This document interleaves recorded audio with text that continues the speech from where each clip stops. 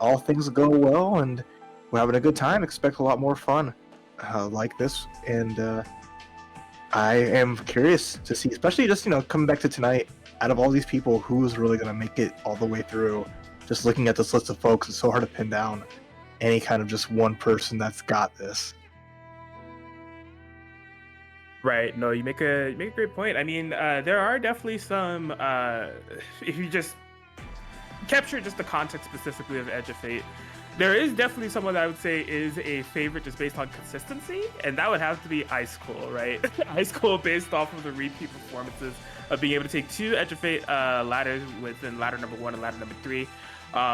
Seems to be on a little bit of a hot streak. If I'm not mistaken, I don't believe they actually participated in ladder number 2. So every ladder that they played in, they came out on top through that Onslaught and Gauntlet of games. Now, of course, that's not to downplay anyone else. This is 16 of fantastic players. But I gotta say, if anyone's going in here with the utmost confidence, I would say that it's Ice Cool. No, exactly. It's just the whole weekly ladder thing kind of shows you hey, that you can go by the points, and that kind of gives you an idea. All right, these people have been really on top of it, but every week's a new adventure, and as people get stronger and get a better idea of how things go with matchups and just warming up to it, especially with Evo around the corner, it's just gonna make it just more entertaining, especially now since again, everyone having a fair shot on the same side of the bracket. Yeah, I mean, oh no, I gotta run to Ice Cool first match because they're the top seed, but hey, they go down like anybody else, and when they have to play them, we'll see what they can do. But I'm just, excited overall, and I hope you all are too. Make sure you are following the official 956 Twitter account and sharing it out. Try to get as many people on board, especially because I know there's other great events happening today, but for BBCF, as we got you here. Correctamundo. And as far as what we have here with our first stream match that's going to be starting here shortly, it is going to be Adroth versus It's Matt Q SG. So a little bit different in terms of trajectory of how they were able to get here. It's Matt Q SG has joined every single ladder. Peak performance was in ladder number 1, where they were able to finish 5th, so within that top 8 territory. Adroth, I remember from ladder number 3, Susanoo player, going to be coming up into the mix, and definitely known as one of the strongest Susanoo players within North America, 5th at ladder number 3. So. And just to give you an idea, we're running only a handful of matches until we get to the top 8 on stream, because we want to make sure everyone has a smooth experience, especially the Sunday night. So we will keep you updated on bracket action as we go along, but our first match begins now. Edge of Fate season finale kicks off. Adroth versus It's Matt. Alright, we'll see Matt on the Naruto. Tick pressure for days. Lots of barriers coming out from Adroth. Just opened up by the overhead. So again, it's always a battle of momentum going up against Susanoo. We talked about it last week, and going up against Adroth, either Ice Cool, whichever one. You want to do your best just to get out of this core situation, get a good round start, because right now, looking really tough for Matt, as all of Adroth has so many unlocks, so much resources. You need one more hit just to seal the deal and go to the next round. Yeah, I love their routing too. Doing just these super short routes to keep things a little bit burst safe, and then just immediately going back to the aggression once they see that It's Matt Q is going to hold on to it. Matt, though, finding a way out of the corner. PA to try to keep pressure. Does Adroth? I've never say never, especially with It's Matt having a little bit of bar. Nice anti-air, just get the follow up, but gets a clean hit. Even with the DP on there for Adroth, Matt not afraid to challenge, finishes the job with a super and brings that round back around. Take that first round. Around we go. I mean, the momentum was definitely swinging around within that first round, right? Adroth taking a super big early game advantage, but It's Matt Q's a solid defense and good, I would say, presence of mind to not spend that burst. Was just able to make it happen. Oh, but you challenged Susanoo 2C, clean counter hit anti-air. Adroth's gonna get good unlocks, gets the grab with the TRM. And that round is turning right around as you're spinning me right round. Hit you right round. What goes up must come down. DP coming into town. RC on the side of the Susanoo though for Adroth. Has his corner positioning yet again. Might be hold on to the burst. We are not using any of that gauge. Lands safely. Gets on the ground with all this bar here. Resources. Gets a clean hit. Overhead to reset. Nice extension. I want to see you use this bar. Cash it out.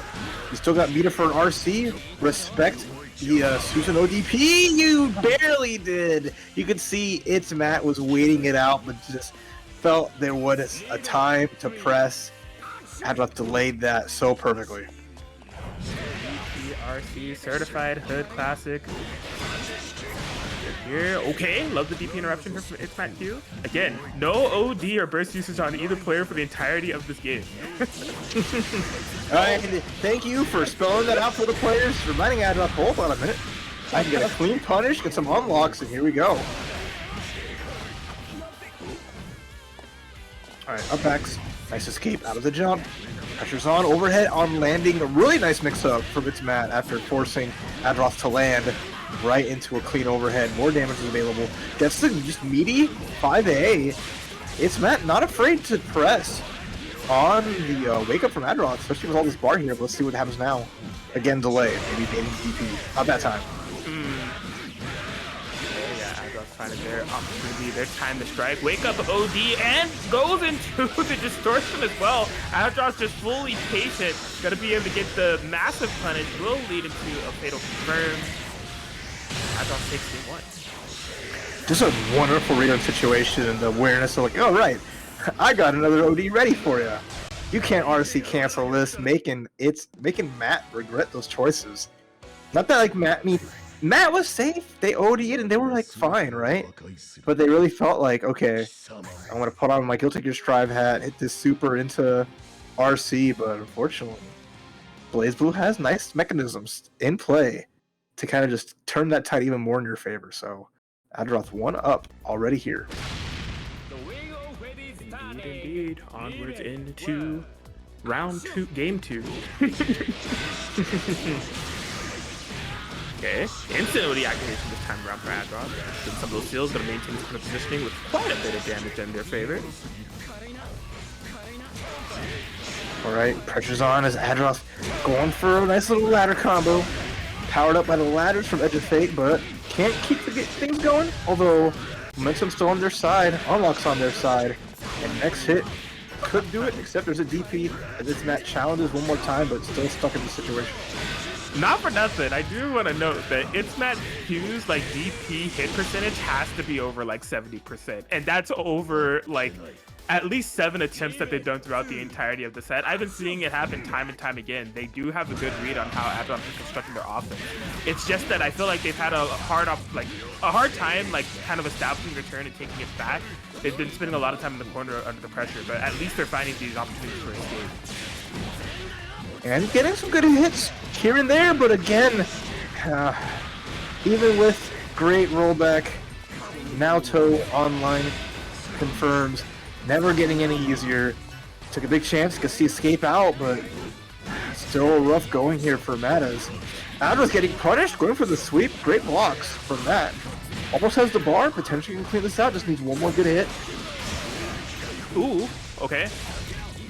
Ooh, that was so clean. Couldn't get the full pickup. Still a tricky spot. Matt just being patient, waiting it out. Not one to overextend, but gets jumped in on. Has to be careful. Oh my gosh, yeah, this is where things get... Oh my gosh, the anxiety could be building on Matt's side here. Defensively needs to stay... Oh, okay. Classic. Nice, tech on the purple as a counter hit throw setup. A lot of Susan was like going for that meaty DP RC throw. But Matt blocks it out, techs it out, and takes it to a third round. But they have to tie things up by winning this. I'm not going to make that any easier. A great amount of presence within this match, just swinging out all these normals, able to catch with the tail. And it's Matt Q back in their home, the corner, right side of the screen. First to try to change the fate. Right, pressure's still on there. Matt has been almost 100 for these uppercuts. Just being able to bust out at a moment's notice. Oh, but speaking of DPs, right back at you, Adroth. Again, it's also pretty much 100% on theirs as well.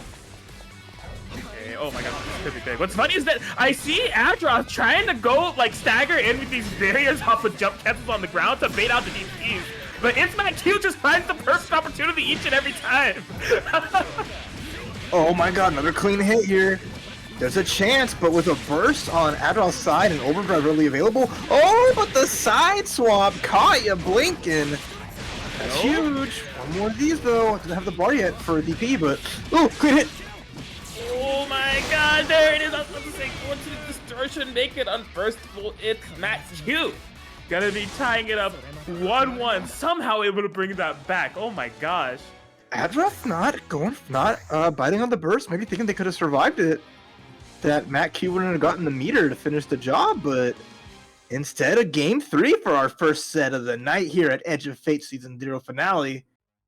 Alright, this is exactly how we're going to open up here in the finals. The best of the best, the cream of the crop.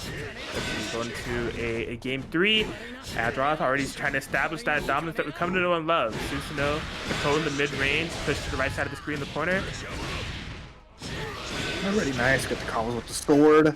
We got the knockdown, spin dash, DP ready to go. Adroth forcing the block, so Matt happy to block it out, and then just neutral DP, clean hit. Gets the meaty one more time. If Matt wasn't hitting these DPs, we might have a whole different story. Speaking of DPs, what a bait, finally. Someone missed it. And a second one, oh my gosh. They can't keep getting away with it. Oh yeah, okay. Apparently they can, okay? Yeah. Apparently, that is just on the menu right now. Okay, 5A stagger pressure. Great IVs into the medial. Beating out the sword because of the IVs, getting the lower frames of block, and look at Matt go.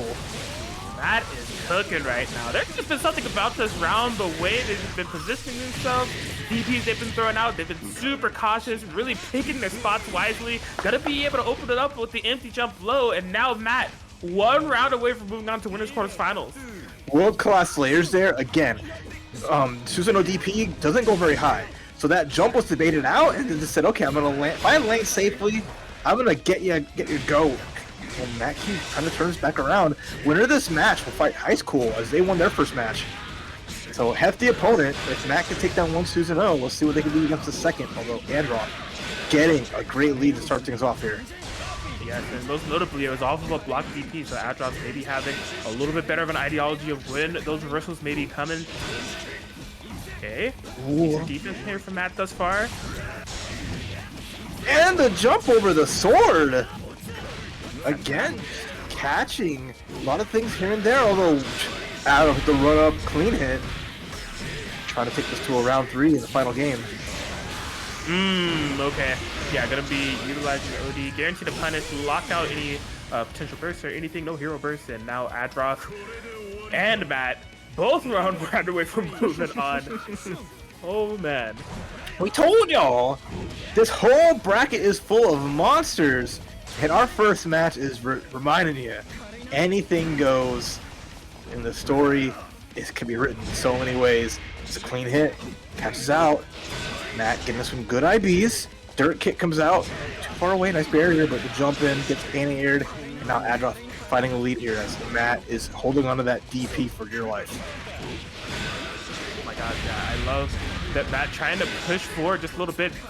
Recognize they were slowly but surely inching towards that right side of the screen. You see the tech roll forward. They recognize where Adroth's been getting a lot of the momentum, but that's not going to stop Adroth from going in. Forcing a burst out of Matt. This is now or never. Oh, never say never as misses the combo, but gets more pressure from it. Has to be careful because DP's all readily available. Adroth instead going for the counter assault. Still in the corner. Finds a hit. No barrier there. Matt staying alive just barely, but cannot take a throw or an anti-air. GG's. And there it is. Adroth 2-1 victory over Matt in what was a nail-biter of a match. It felt like as things were waging on in that game 3, Adroth was just finding... I definitely saw more options coming out of Adroth in the neutral game than Matt, which isn't always telling of where the momentum of the match is going to be able to go, but it felt like Matt was having a little bit of trouble navigating the ground game the more active that Adroth was playing, and it just like felt like Adroth was kind of dictating the pace through and through. But even with that being said, still went down to the final round, and Matt falling to losers, but falling to losers with their head high. That was like a hell of a first game, and you could definitely see Matt's potential and capabilities as a player with a performance like that. No, for sure. Absolutely stunning performance. Just to kick things off here, as we're going to be going into the next round to see who will be qualifying for the top 8 winner set. We've got 2 matches lined up for y'all. We're going to be starting here with Dawn versus Murakumo, unit number 14. So a fun classic matchup. And we're going to see Dawn on the Relius and Mu 14 on the Mu 12. So I'm really excited to see how this plays out. Both of these are just incredible players. Dawn taking it 2-0 over Just Tomato, and then Murakumo unit number 14 winning off the DQ. Master Squid, we're not playing in tonight's bracket, so we meet up there.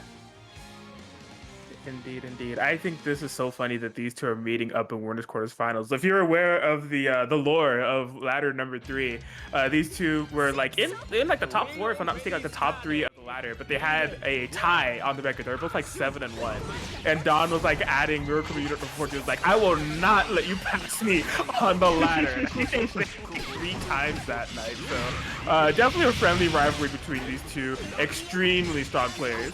Well, now a lot on the line here as they meet up in winners. This match will dictate who gets to that top 8 winners semi-final spot. As right now, Dawn slightly to get things going. Relius waiting for the gauge to rise back up. Nice immediate summon and punishes the punish. I like that. You don't hit my wife. Get out of here with that. Yep. Okay, getting the confirmation, skilled, but it's not really about the damage, it's about the positioning. Into the corner you go. We have seen Dawn really cycle up pressure and momentum to just overwhelm the opponent when they find this situation. You can see number 14 trying their best to fight their way out of it. Gotta be able to do so. Number 14 really wanted to hope that DP would have killed the doll and get the momentum, just didn't time that exactly right. Oh, gets the EA! Pressed in between. Nice call out and a huge lead off of that one. 4.1k. Oh, but the falling jump A is actually going to connect. Situation's a little dire here for 14, who gets opened up by the multiple fuzzy jumping setup, and Dawn first round. Rough stuff. Yeah, the OD usage and the EA with the active for the amplified damage was really looking like it would be the massive turnaround that number 14 needed, but Dawn a little bit too clean this time around. 14 trying to build up some early game momentum. Yeah, really pressure starting here. We're coming at 14. She's doing a great job of just setting up. Got the bits in play finally. Has the resource lead.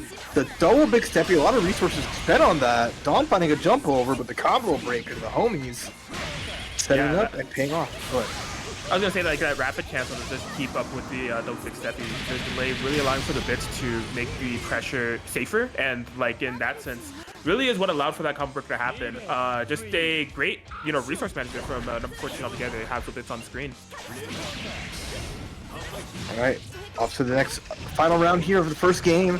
Dawn getting some hits, doesn't get the full sandwich combo, but finds another hit barely in time to unsummon. It's gonna have to start getting that gauge back little by little. Gets a clean jump again, immediately doesn't want to get combo broken by the bits, so hits the EA, active flows available, catching out the backdash. We know that our Murakumo units love that backdash, super good, unless you get called out.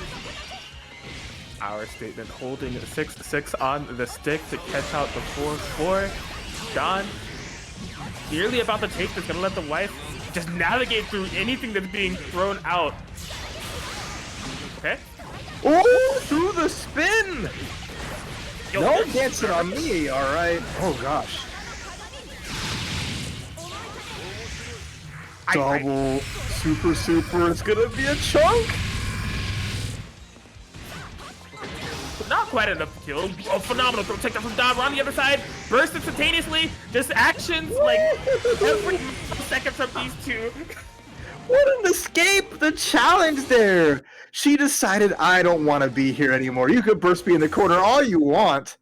I'm getting out for free. Your wife is just going to be stuck there, and that just spelled doom for Dawn, as he was his back wasn't even against the wall. It was just covering for his wife. So I appreciate him going that extra mile, but Murakumo 14, 14, she takes that first game off of a nice scramble up the end. Good. 1-0 Good Good job. Good job. I gotta say, the big difference maker that's been keeping Murokuma unit number 14 within these games has been the OD usage. Like, number 14 has been able to get a like big payout every time that they've been going into OD, whether it be like through EA or just through like the combo opportunity that they find afterwards. Like, super impressed with the way they've been able to manage it. Here's one of those ODs being used right here, right now.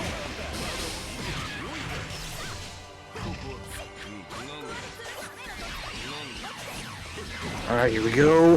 The swap over connects again, and she is so on point with every little thing here. Doesn't get the full confirm, but you know what? We hit that 5A, we get the quick slap, and now match point. We're coming in number 14, and she's about to punch her ticket into top 8 winner side. Definitely looking like the ticket has her name on it. Dawn, super competitive. Like one of the players that like has been really showing up and showing up within all of these ladders thus far. I'd imagine that they are looking to take it all the way. Just a huge roadblock in the way here as Murokuma Unit 14 on fire. Woo! Oh my gosh! Just reversal and then instantly stuffing. Dawn knew that Dawn wanted to come back in for the pressure, keep the matchup close. Oh no! Even your counter soap betrays you. All that resource is gone. One last spin. Try to get this win, but gotta watch out now. Murokuma Unit 14. She has resources aplenty. There's the overdrive. Clean hit. Anything will go here. DPRC, any kind of tricks. Dawn just navigating everything they can. Gets touched. And you know what? Again, the homie from the back. Again, the setup of the bits, just getting that hit. And Murokuma Unit 14, like, immediately just dashing in, got the quick combo to finish the job, and takes the set 2-0. Really good job. Very, very impressive performance there by Murokuma Unit number 14. Again, it just looked like that she was unstoppable in her flow state. The closest sequences of that match is having the reign of terror, the reign of hell of bits on the screen as Dawn is just desperately trying to find a way in, which is, you know, what Dawn was kind of trying to do within the entirety of that last game through and through. But just could not quite prevail as Murokuma Unit 14, the first qualifier for our top 8 here at Edge of Fate season finale. That's right, that's right. Just outstanding play on that side. As again, she's the first one to be in the top 8 winner side. Other matches are playing through. We're about to get our next one with Play Guy versus AJ Shifter. And we saw Play Guy with a dominating performance in week 2 of the ladder, making a statement, punching their win to get into the finals, and said, all right, I'll see you then. We'll see how they do. And AJ Shifter, who's been entering the weekly ladders, really cool that they made it this far and have a good spot here. It's going to go up against Play Guy, so it's going to be an interesting matchup as we saw their new 13 really come out. And, you know, just you see the hunger and the growth. So excited to see how this goes. But no matter what, just knowing that they've been back at this again and again and, you know, trying to match up to some of North America's best players. I'm excited for them and the future that they will bring of the next wave of Blazblue players.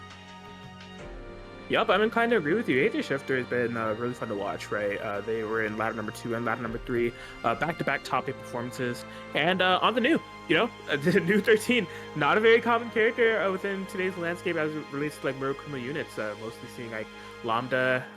But yeah, they, you know, you watch them play and they definitely have the perfect ideology and mindset and approach to new. Just good screen control, good nerves there to keep their what's about them, and yeah, kind of keep their opponents under control at any given time. But Play a Guy, speaking of control, this guy's funny, man. Just like Ragna Specialist, just, you know, never know when the cross up in front of Divider is coming in the RC, the Classic, and Gauntlet Hades as a movement option, as a mix-up option. Utilize the second hit of it in order to like get across full screen and air-to-air you.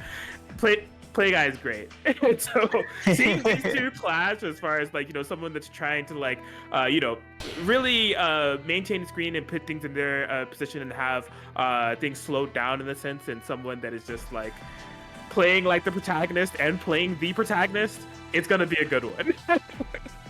Oh, for sure, exactly. And yeah, every match so far has been so much fun to see, so I'm excited how that goes out. And then more results as we coming in.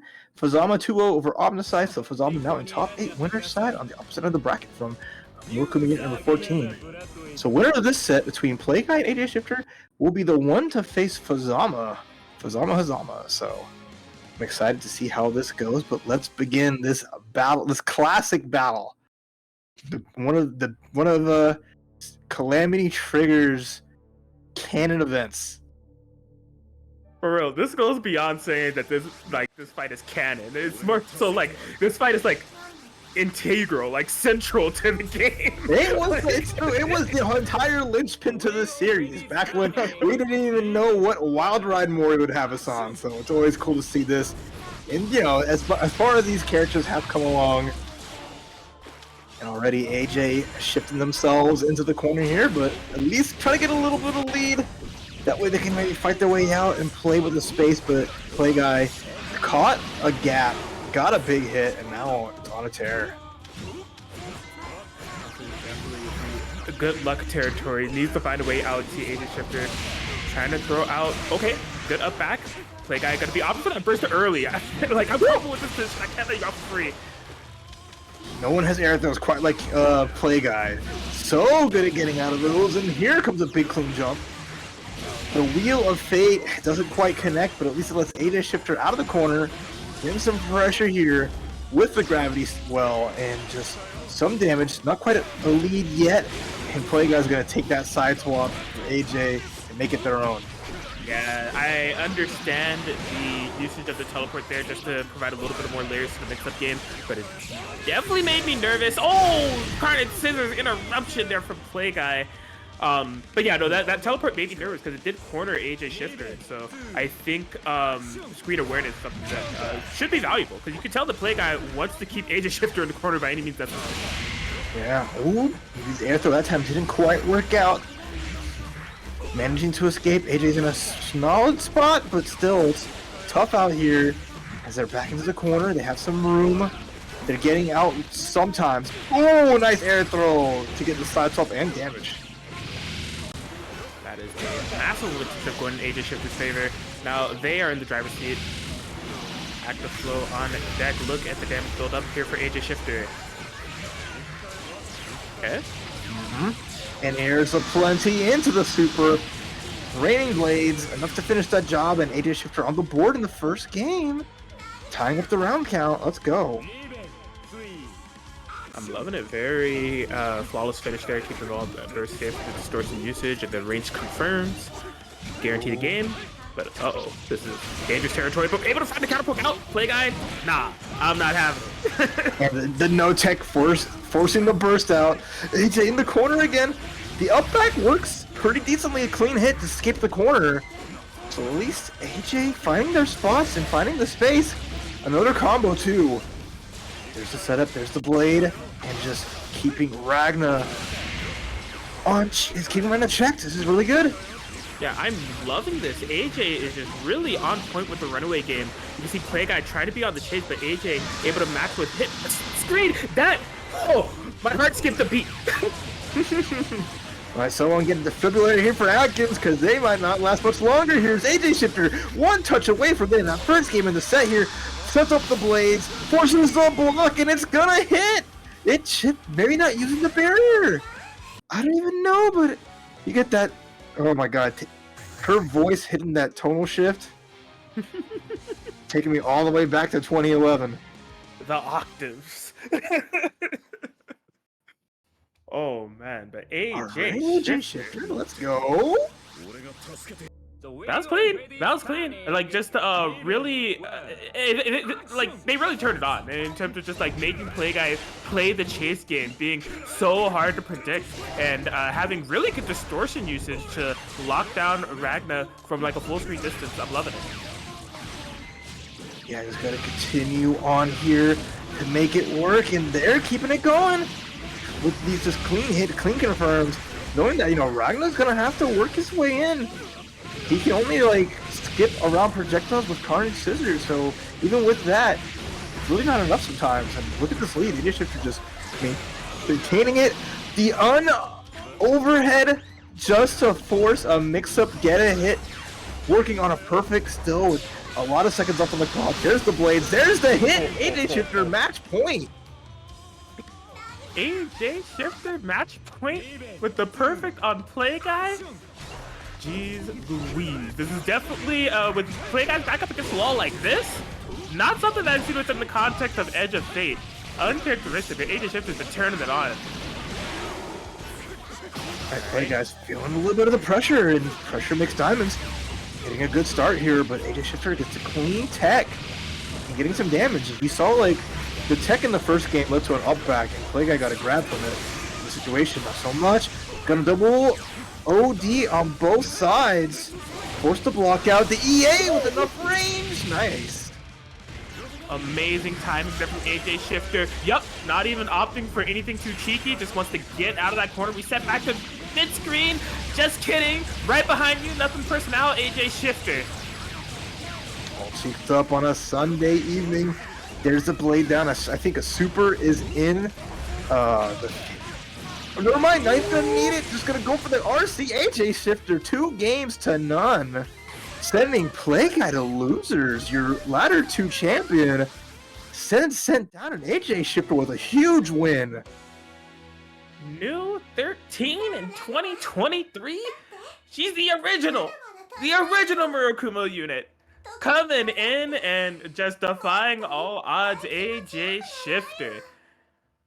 Man, I'm at a loss for words. That was just so clean up of a performance by them, just all together through and through. You know, the first round was looking like a play guy dictated type of match of what we come to expect of getting their rush down going, cornering you. The air throws were there, air to airs, but just the adaptations that AJ was able to make and just them really getting a firm grip on the match. We just saw time and time again a whole bunch of calls going in their favor. I mean, again, that distortion usage was huge. A little bit of a question marks on my end of some of the hits that were landed, because you can see that play guys sometimes was opting for barrier and sometimes not. That actually ended up being a huge difference maker, actually losing a couple rounds of that. But man, AJ Shifter, top 8 Edge of Fate season finale, and that just shows you the grind pays off. AJ Shifter has entered at least 2 of these ladders, and to say the least, I would say that they have been leveling up. Yeah, improvements show, playing in consistent basis week after week with the goals in mind. Everyone gets a little bit better, a little bit stronger, and fun to see is they're gonna go face off against Fuzama in winner's side top 8. Other side of the bracket's gonna be Ice Cool versus Murakumo unit number 14. So those are your 2 matches in the winner's side, or to see who will be making it to winners finals. As we're playing through our losers. Everthis losing 2-0 to It's Matt, who moves on to fight on the side. Again, we had 2 DQs with Master Squidward and Moblin not being able to play this evening. So Just a Tomato will be facing against Play Guy, Garanex against Dawn, and then Rikasim versus Adroth. A big losers match. Crazy to see, which we won't see since those are matches to get into top 8 loser side. But you can tell that Shark Tank is going all out right now. Hey, yeah, I mean, in terms of whoever's going to qualify in that top 8, no shortage of good choices there. I wouldn't mind seeing any of them fight it out to try to go for the gold here tonight. Just phenomenal matches that we've had thus far as we are winding things down even more. I see Ice Cold has joined the lobby, so that must mean that Murakumo unit number 14 is not far behind. I was going to get into this winners semis match, Susanoo versus Moo. Yeah, here we go. Everything now leads to the closer to the precipice as this match to see who gets into a guaranteed top 3 spot. Lets you sit comfortably if you get that W, give you a chance just to cool off, chill out, and know that the worst you can get is 3rd place. But still, we're all here going for the gold, and what an amazing set it's going to be between these 2. Indeed, indeed. Now to showcase a fun fact about the matchup between these 2. So they actually played within ladder number 3, which we know Ice Cold took the title for. They finished first. However, within the ladder side of things, these 2 players actually played. And it was Murakumo unit number 14 that won 2-0. Now, they didn't have to play within the top 8 bracket. They were on opposite ends. It didn't match up. You know, they didn't actually have to play within the top 8. But in terms of like overall records between these two, despite how dominant Ice Cool has been, this may be a potential thorn in their side, player and character-wise. Yeah, it's all remains to be seen, but I'm excited to see as both have been just on a tear so far tonight. Both not having lost a single game. So now it's going to be who gets a dent on the other person's record and who makes it to C. Winner's final spot. Starting things off all ready to go as a rookie number 14. She knows she has an advantage at round start, can enforce the space with some bits and those really good normals, pushing Ice Cool into the corner and getting the game plan started. She is on top of her game, but who's also on top of the game is Ice Cool. Great defense throughout the entire that sequence, wisely using the barrier to create space and opting for the anti-air. Does have to worry about that OD as well, so really has number 14 locked down exactly where she wants it. And that's again the story of Susanoo. Get that one hit, get the bar, get your unlocks, and now just going right through move 14, move 12. Oh, but wait, text out, gets a hit. This is good for her. She can at least set up a little bit, try to get some space back, and get some hits in, but... Oh, nice throw, but even better tech. Alright, pick up. Going with this one, but still so much ground to be made up here from 14. Oh my god, could it be DPRC somewhere, somehow? No, okay, we're out of there, CA. Yeah, effort for Murakami 14 in vain as Ice Cool finds that last hit to get that round and already showcasing their strengths as one of the few to really take it to 2 different weeks in the 2-time champ. Okay, Fatal, I like it. And even better burst from Ice Cool. Gonna be happy to get that DP in order, but getting caught trying to jump away. So, hey, sometimes they're right to block. You got barrier, you got good defense, you got an uppercut. If you can hit them, now there you go. But all unit 14 right now. Well, almost. It happens. Okay, so reversals to get out of there. Yeah, loving the presence on the ground game that number 14 has had. Just taking the fight to Ice Cool, not being afraid. Alright, big coverage. Okay, just let them all fly. Set up shop yet again. Run up throw. That should be it. Better believe it. Alright, job is done. Rounds are tied up as we're getting just a spectacular set between both these stars. And already, Camino 14, just getting the spacing set up, revolving the bits, getting the shots off. No full confirm, but at least momentum's on her side. Gets the overhead. Well done, runs up, baits up the OD, and just keeping the pressure going. Oh my gosh, just a wall of pressure here from Murakami number 14. Ice Cool does find a way to escape, not without a big usage of barrier in the process. We'll have to be a little bit careful of that, but the best offense is a strong defense. OD activation from number 14, take advantage of it though. Yeah, you said it, that defense, so she hit that OD, caught the overhead, got some big damage, and the active foil, so this is that kind of round that she can be proud of, especially maintaining great damage, a nice life lead, meter advantage too, everything's coming up, unit 14. Oh yeah, gonna be able to take the skies yet again. Acupuncture. And Swords of Revealing Light revealed the end to that round as we got a little funky, but she cleaned up and takes that first game. And all on the back again of just denying momentum. If you can keep Susanoo from getting unlocks, because of just like, especially considering like move 14, it's got great ranging buttons. Once she gets momentum herself, it's really hard for like Susanoo to challenge at a distance. But she can also just be in the air in these spots where Ice Cool can't really reach too well. Like there. Yep. Case in point. Just really looking flawless as number 14 altogether in all matches that she's played. Like, what's also impressive, like, the round 1 was a DQ, and I feel like from a player standpoint, when you have that happen, especially within something as stacked as this, it can feel kind of rough going in potentially cold within round 2, but there's been no sign of that from number 14. Just completely amazing gameplay from them all around, what we come to expect. Here she is working on the finishing blows. And there it goes. Swords are being light again, taking it to it, and move 14. Or unit number 14, 1 round away. Winners finals is within her reach. Taking down the 2-time ladder champion. In a dominating performance, although Ice Cool not trying to have any of that right now. I like that. You can't go down fighting. You can't go down not fighting. Just choose to know. That's all you know. 2 times. I was gassing up earlier, so has to have the willpower and resolve of a 2-time champ to lead to get the retribution, but Mercury unit number 14 cooking. There is a burst available there from Ice Cold. May not be coming out now, but something to keep an eye on in case there's an OD if we can land. No, the floor is not for you, friend. And right now, pressure's on. There's the OD, the backdash to get some space. The EA not afraid to let it rip. It's a clean 4K again. 1 touch to finish the job here to get to winners finals. There's some respect. There's an OD back. The hit, the damage should be enough with all this meter.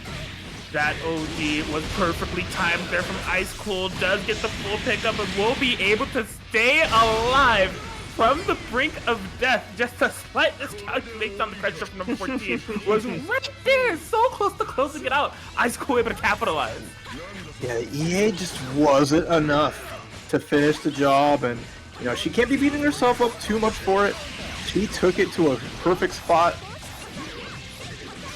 and now already off to a great lead here. Oh, but the tech roll back to neutral. Big advantage for Ice Cool, but they get tagged. All the bits go on assault, and now Ice Cool opened up. Into the corner you go. Oh, what do you do here as Ice Cool? You gotta block it out and get it out, but this is rough. No unlocks, no burst yet, no life. Her bag isolated. You're in the corner. You can barely even see there's so many bits on the screen in this left side of the screen. Ice Cool maybe having to go to losers with an astral finish. Could we call her the God Slayer? She's taken down Dawn, she's taken down Ice Cool. However, that would be a disservice because the goddess herself, number 14 in Winners Finals of Edge of Fate series finale with the phenomenal move play. Absolutely stellar finale with the Astral as a cherry on top, sealing Ice Cool into the abyss as she punches that ticket straight to Winners Finals with a clean 2-0, not letting off the gas whatsoever. She has come here to make the season 0 of Edge of Fate her own and leave her mark on this brand new tournament series.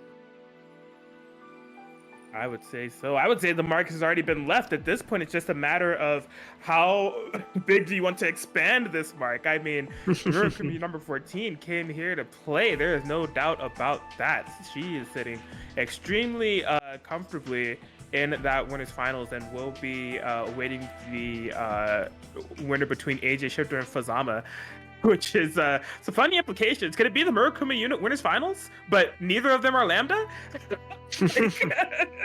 Hey, wonderful, interesting to see. I mean, I know our friend Monarch, letting everyone else have a chance to shine. Appreciate you there. Maybe we'll get an Edge of Fate where they will grace us with their presence, but for now, the other Murakami units are showing up and letting their sister know that you're not alone in these streets. Indeed. Well, Murakami unit number 14 in top 8 alongside AJ Shifter and Fazama, and they are not alone when it comes to the top 8 presence. We do have some other people that have been able to join the ranks. Omniscythe, 2-0 victory over It's Matt Q is up there. Just a Tomato, 2-0 victory over Play Guy is in there, and Don with the 2-0 victory over Garanex is there as well. We're just waiting on the result between Adroth and Ryuka Sim. All right. Yeah, it was losers qualifiers One more to go. Well done to Don. Just a tomato. Play guy being eliminated is crazy. Going 2-0, or no, they're going 2-1. They had a win, or 1-2, excuse me.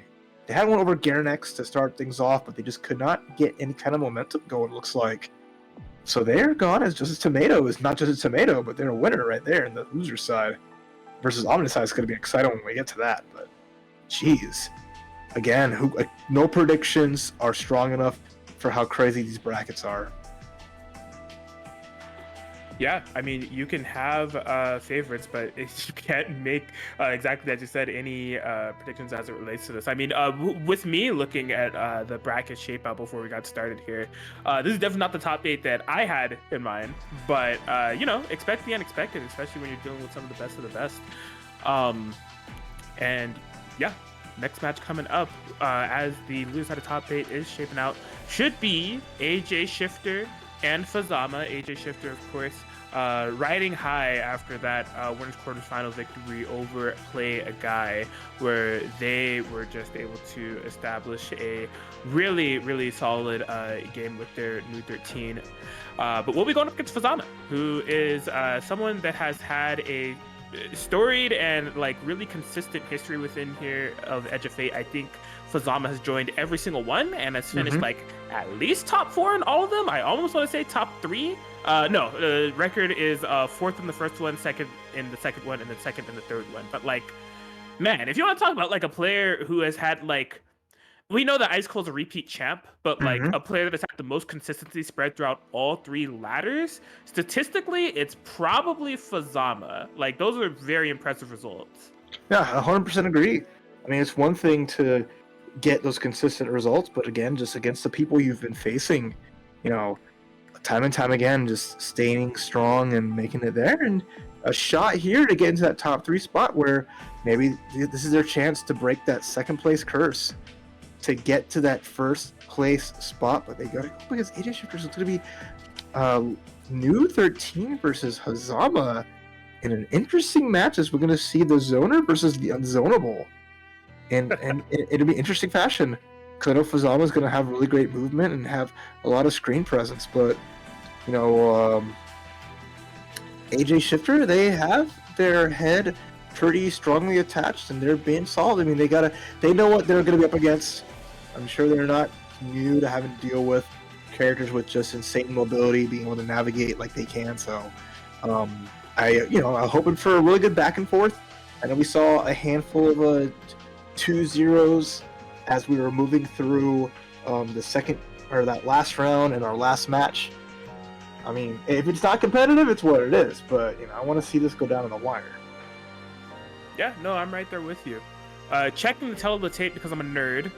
These two have played 3 times so far within the series. So they actually played twice in ladder number 2. Fazama was able to take both. One was a 2-0 victory within the pools, and then a 2-1 victory within the actual top 8 finals. They played again in ladder number 3. Fazama got the victory over AJ Shifter 2-1. So AJ Shifter, we know, at least has been able to strike fear within Fazama. The more that they've been playing has been going into the 2-1 territory. It's just now this 4th time around is going to be a matter of overturning the result and getting the W. But I mean, based on what we've seen so far today, it just feels like this is a different AJ Shifter. I mean, taking out a super favorite, I would say, within this bracket and high level performer in the form of Play Guy in the way that they did, they are on top of their game, and so I'm really interested to see if they're going to be able to overcome Fazama. Yeah, again, it's never over till it's over, and a good run can only go so far sometimes because it is a marathon between here. But hey, I'd love to be shown that AJ Shifter has just become the Cinderella story of this. But Fazama is going to have something to say about that. We're going to begin our next losers or winner semis match. Fazama versus New 13 is on the menu here, and we're going to see how this plays out. Who dishes who dishes themselves the win? Makes versus robots in a Coliseum. Only in Blazblue.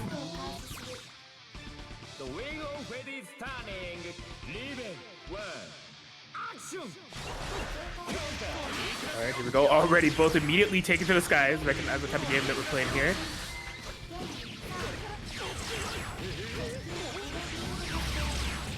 All right. Utilizing those dashes. Trying to get back into that mid-screen. It's gonna be a big part of just AJ Shifter being on the mobile side, not getting pinned down by the Ouroboros and put under pressure, but also just really kind of recognizing the angles that Fuzama might approach and covering them to the best of their ability. So pinning down Hazama, no real reversal. Counter assault is Hazama's real only friend in matches like these. We're going to see an overdrive into a small reset, just going to put some blades on. I don't know really if that was a resource well spent. Yeah, I thought that OD usage was going to be to like confirm a kill, but that did not end up being the case, whether it was a matter of a drop or just maybe a mental drop and not doing the right thing. I'm not sure, but Fuzama is definitely going to use this opportunity to strike. Oh! Look at the turnaround. This is unfortunate. Snake strike fast and strike hard. There is the thank you for that. You got your burst back just in time for me to get the punish and steal that from you. And this is AJ Shifter starting this round. They have a 0 on that dial. The chances of them getting that back can be super slim. They got to play super clean and just take it to Fuzama. Already a nice start. Some good there with a great head tier. We saw this last round though. AJ Shifter just trying to reconvene, get their wits about them. That first round was a tough way to go. I mean, you can tell within that burst usage, that's not something that you're probably going to try to burst against Hazama. But I would say there's a return to form. This round looking extremely solid for them thus far. Almost a perfect route. Just needs one more hit in order to make it happen. But Fuzama, do they got one more in them? Well, they've shown time and time again that there's no problem. There's no counter assault here for AJ, but the challenge. Wow. The bravery pays off, and AJ should put the round. All right. So yeah, a lot of the heavy damage that was done after whiffing a burst so late within the first round has been, a nice band-aid put over it. We're going to be able to get OD within this round, slowly but surely. But Fuzama loops. Where we go, establishing pressure thus far. Pressure is being dished out 100%. Look at AJ just mixing up the options. The challenge on the crossover into a clean hit. It's going to get a good amount of damage here just to maintain that life lead with all this meter. This is what AJ Shifter needs the most. There's the feint, but the punt is good. The extra point gets all of that, and look at this return to form for Fuzama. Oh my gosh, all that unburstable damage done. AJ Shifter lost like 50% for that, and Fuzama was passively regaining health the entire time. There's the full turnaround of this game, but AJ Shifter with the big snipe has some distortion available. Are we gonna super off of this? No, just knockdown? What now? Gets the low, gets the hit, but there's the burst down the pixel for both players, and watch your back, you're gonna get jacked. The stab, the backstab, it was clean.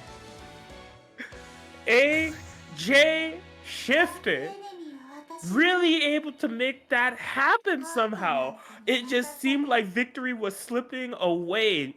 Based off of the entirety of the reward that Fuzama was able to literally absorb out of their opponent, all that damage, all that life gained, and AJ Shifter never saying die. In their bag right now, and the bag is full of W's. One game up over Fuzama, one game away from getting into winners finals here for the Edge of Fate series finale. Insane from them, as they've just been showing that no matter who you throw at them, no matter what kind of character, they are ready. And those, again, the bravery is what's paying off the most, right? There's little fear in situations that they find themselves in. Although Fuzama finally getting an early start, it looks like. Got a first clean confirmed, gets another one here in the corner as well. Too far for it, actually. And it's going to get caught out. Okay, loving the dash on, just couldn't quite keep Fuzama locked down in the way that it likes. And now Fuzama is going to have full opportunity to fly.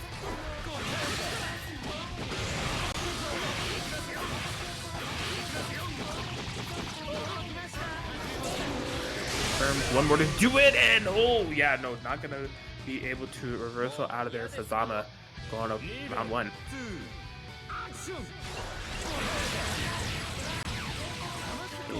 Alright, AJ Shifter has that right space, but here comes Fazama finding the mark with the chains just to be able to close that gap, get the advantage with the up back, immediately sniped. Gonna give AJ some good amount of damage, get that lead, and get things going. This is what got them that first game, but the anti-air blue beat combo and the side swap too. Okay, Fazama catching out big damage. Gonna be able to get a nice clean setup? No, but finds a hit anyway. Yeah, things look a little bit shaky in this round here for AJ Shifter. Of all blue beats to take, that was not one to give, because just given what Fazama's been able to do with this, it has been massive, and having a full read on the defensive will of options that AJ Shifter is going to be implementing is Fazama, as we are now tied up 1-1. Yeah, absolutely stellar job once again here from Fazama, as they are just turning the tides and giving us a 1-1. Winner of this is going to be sitting nice in that winner's final against Murakami at number 14. Is it going to be Fazama Hazama, or are we going to see AJ Shifter turn the tide back in their favor and make this one hell of a run? We'll have to see. Going based off the context of round 2, it definitely looks like there's a little bit of a return to form of Fazama all in all. But again, not without some... it could be nerves here from AJ Shifter all around, but we've seen them be able to make those recoveries within this set alone when things get dire. So. All right, one more time. Pressure begins. And not too bad here. As AJ Shifter with the space and just playing run away, but getting caught out. You only can stay in spots for so long before Fazama catches out, and I love this. We just moonwalking into a full combo, the charge up on the stance, and now you're seeing this lead extend for Fazama now. Yikes! Jeez, it's just AJ Shifter's looking for answers, looking for escapes, looking for ways to get back into their comfort zone, but it seems like every defensive interaction that they look for, whether it be CA or burst, Fazama is just one step ahead. They're one round away from moving on. Yeah, this is tough. AJ Shifter getting tagged, taking the throw again. Not too bad of a spot, but the 2C on the back, catching out a counter hit. Fazama not quite ready for the conversion. AJ Shifter, every hit leads closer to a losing bracket run. All right, there we go. Set up, put stuff out there, make Hazama's approach miserable, get something going, at least get the bar so if you get run down on, you have something for a counter assault. Okay. What AJ needs right now, getting a great amount of damage, setting up, as you said, stuff on the screen, keeping Fazama locked out by any means necessary, able to find a hit. All right, yeah, keep him in the corner. This is a win condition here for AJ Shifter. OD's coming out. No good. Pressure's still on. The throw as well. No escape. But how do you finish the job here? Counter assault. Big whiff. Purple throw coming through. No. Making me nervous.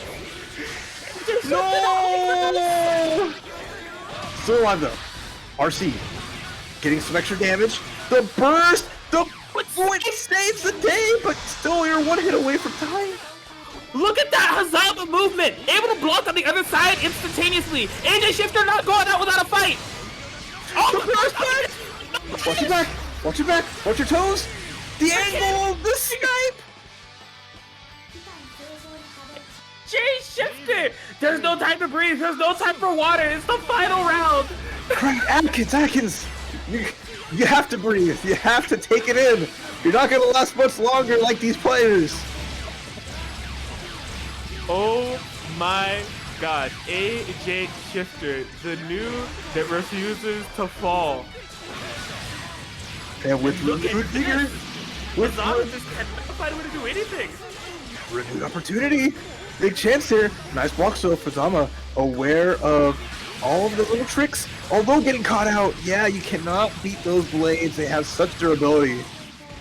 And now we're down to one more combo for AJ Shifter. Gets out of dodge, has all room to work with. hell happened? The air-to-air's on point, the pressure's on point. We know exactly where Fazama is headed each and every time within the matchup, and the quality activation for Fazama to turn things back. The first point of damage they've been able to find within this round, and it's gonna be a massive one. The reset in between. Big green, a lot of green stuff. This is big combo, but drops it. I want to see it counter, so we have an OD available still. Neutral jump. Oh my god, purple throw, attack! This time, OD activation. No!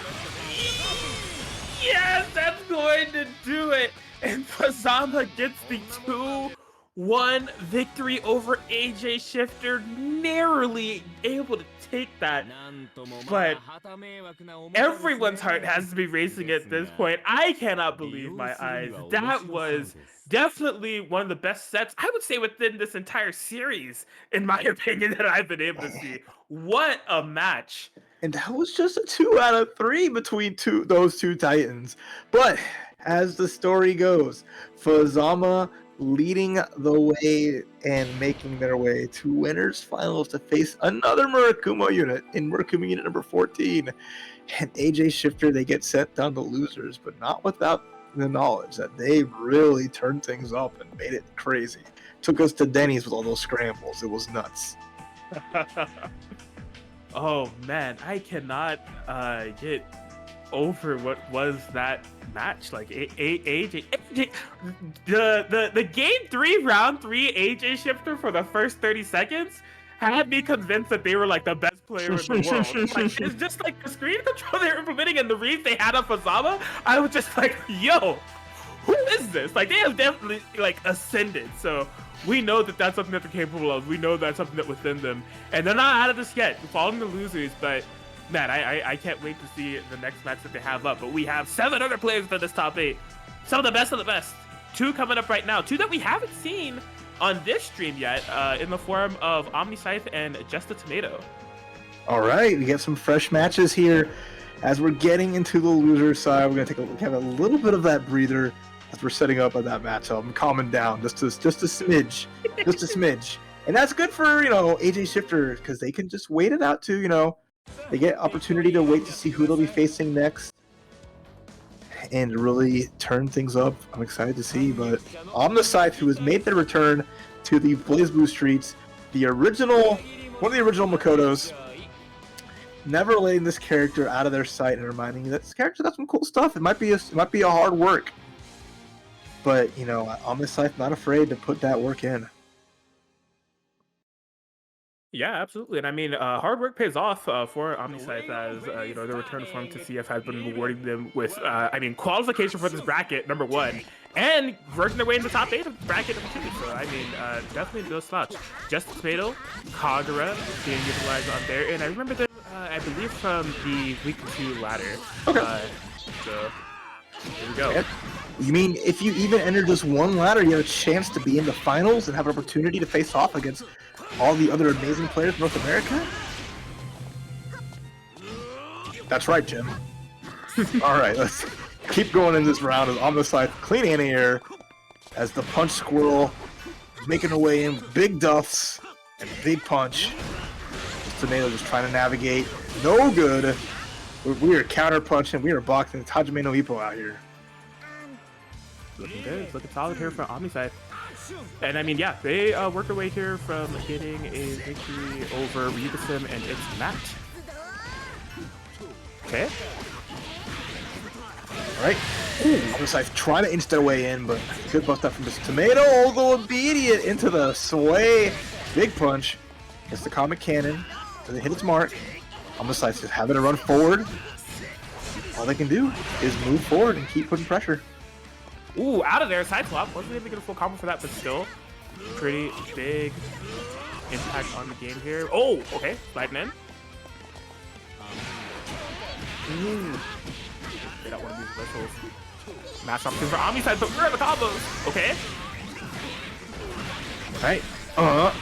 Punch. And there's the super. See the timing on that, the gauge? Hey. Boom. 3 and all the way, perfect timing. There we go. Omniscythe again showing that they have these 100%. They are not missing these charges. It's always fun to see because, like, you don't get Makoto too often. Honestly, I mean, it's the reason for that. She's a lot of hard work, and the payoff isn't as good as you'd want it to be. Like the ye old days of launch Makoto with her parry cancels and her insane damage output. And then Mori was like, "Oh, hold on, whoa." May have made a slight miscalculation. It's funny to see the mechanics. Like, she has like the gauges. It's all about timing. A lot easier now with rollback, where you charge up a lot of her specials, a lot of her punches, and the higher the level, the more the damage and the bigger hit you get. Great point. I could not imagine having to work around her mechanic in delay based method. Sounds really annoying. Yeah, all the timing is super fickle. You gotta get those like cancels just right. Nice side swap. Force the burst out from Tomato. Alright, Tomato really just trying to find the flow. Oh, okay. Huge swing. Catching out Omcat in the air. Trying to maintain this positioning right here. Looking good. Gonna be able to find the opener. Omniside holding on to that burst for now. Yeah, if anything, an OD wouldn't be out of the question, or even just saving it for the next round, because all just Tomato needs is one more. There's the OD! Gets out with the clone, but gets tagged away, and I smell a Wyvern coming soon. Oh my god, triple punch! Attack! Attack! 6A, no good, and there's the hit. Nicely done, just Tomato. Happy to take that round. Yeah, I love that awareness there from Just Tomato. Air stall and just diving out of that corner. Omniside was definitely ready for the anti-air if that wasn't the option Just Tomato was choosing, so.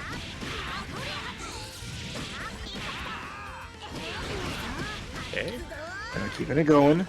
Nice. More pressure is the call out on the rollback. Letting Omniside take this corner situation. Getting some great damage here. Doesn't get the follow-up there. Only 3K. But still, yeah, here we go. Another good hit. Has the meter. How are we going to spend it? Oof. And then just clipped it straight out of there. Just Tomato will find an opportunity to fight back. Unfortunate. Seemingly drops her from Omniside. Man, look at the payout. Yeah, almost 5K. Big jumping. I like that. Gonna get the confirm. There's a big burst. RC punch. Alright, just gonna hold on to that. No problem.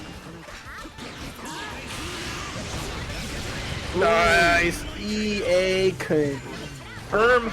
Projectiles out. RC out. Counter soul out. Omniside's not out of it. Although that jump is gonna take him out.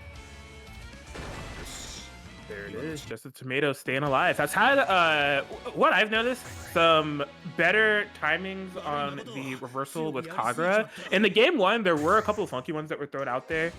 One was being shown immediately on a reset opportunity that Omniside had tried to show, and then from there on out, a lot of them were starting to get baited. But this time around, just having really good placement of those, and has been really like racking up the damage with what they've been able to find. You know, nearly 5K on one of those earlier confirms that we saw there.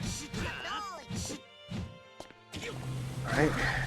So the call comes down to this here. On the side, striking first blood, taking first burst, comet cannon. It's a little bit tough of a projectile to utilize effectively, but Soldier's trying to at least put that there as like a stop sign. Prevent the Tomato from moving forward, but now on the side from the corner and stuck in a bad spot. Oh, that was a feint. That forced out the overdrive. On the side's gonna spend it, get a big punish, at least something. There we go. Yeah, this is good. I mean, Just Tomato used that burst earlier on in the round, so that's not anything Omniside has to worry about. Forcing an air tech, gotta be able to chase down blue beats all around, but oh, okay, clutch rapid cancel. Keep things safe. Ooh, watch your toes. Here goes Tomato. Again, setting up the projectile, respecting the resources, and getting the anti-air once again. As Omniside just goes for a jump, doesn't pay off. 100 meter on deck, so you gotta be careful how you construct your pressure. If you're Just a Tomato, could be reversals in the RC.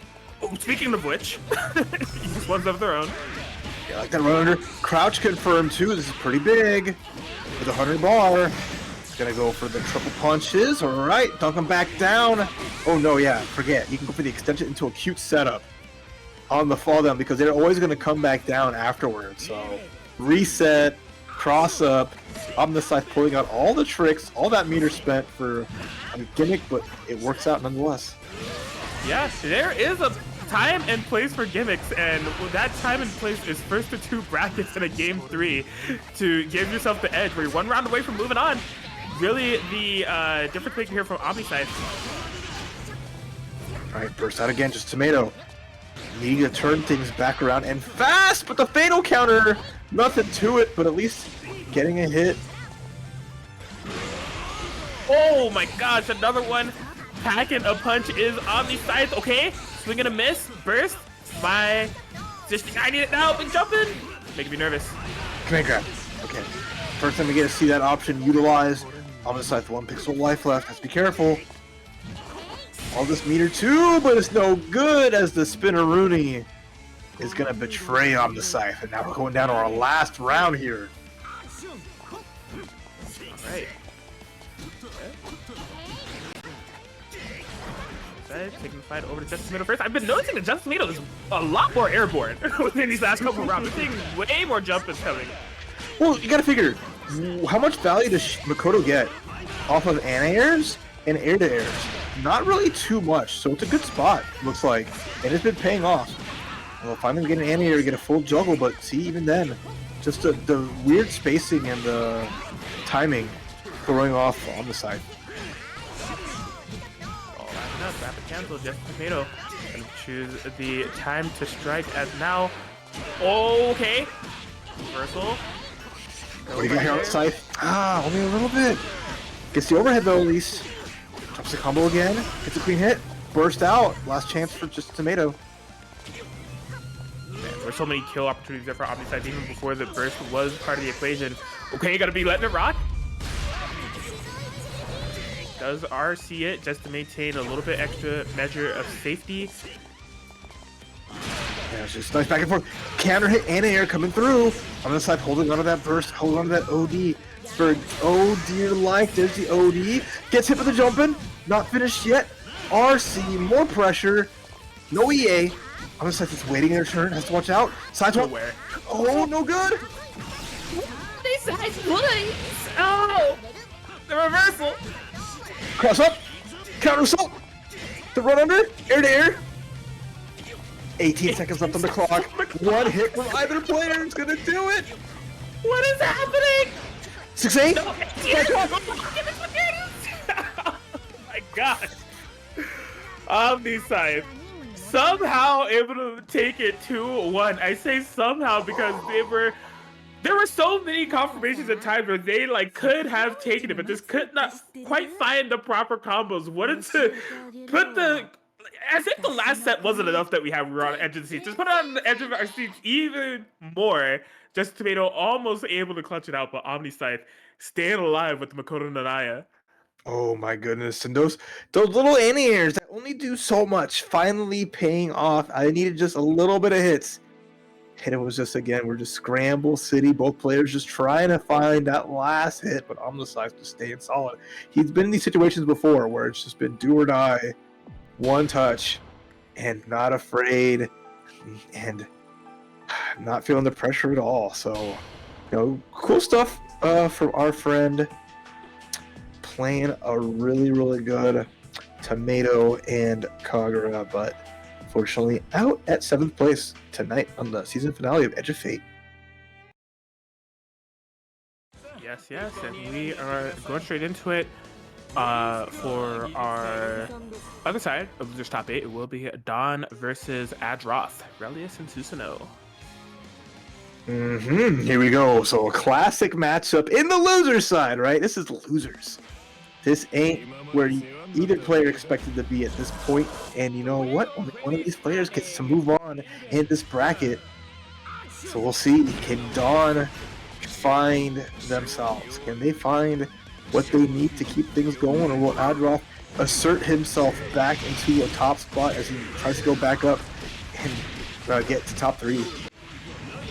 Yes, the opening 10 seconds of this round were just completely offbeat. Adroth taken away with the A pressure, walked forward for about a half a second, and then tried again.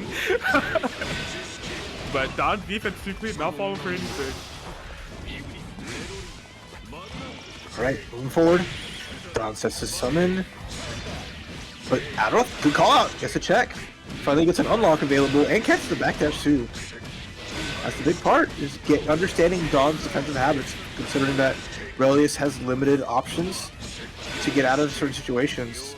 Call them out, make them pay. Rapid cancel. Uh-oh. Oh, maybe expecting some type of burst there from Don to not take the full advantage.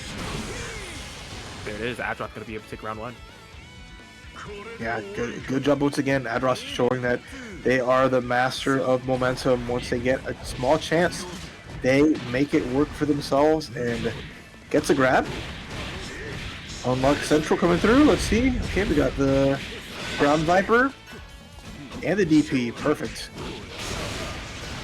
Yeah, the close quarters combat from Adroth is seemingly extremely overwhelming, but that burst does come out from Don, of course. One of the nice uses of burst. You get to send your opponent full screen, and that is definitely something that Don is taking full advantage of. You guys have very no! The drop into the super, you lost your bar, you got counter hit.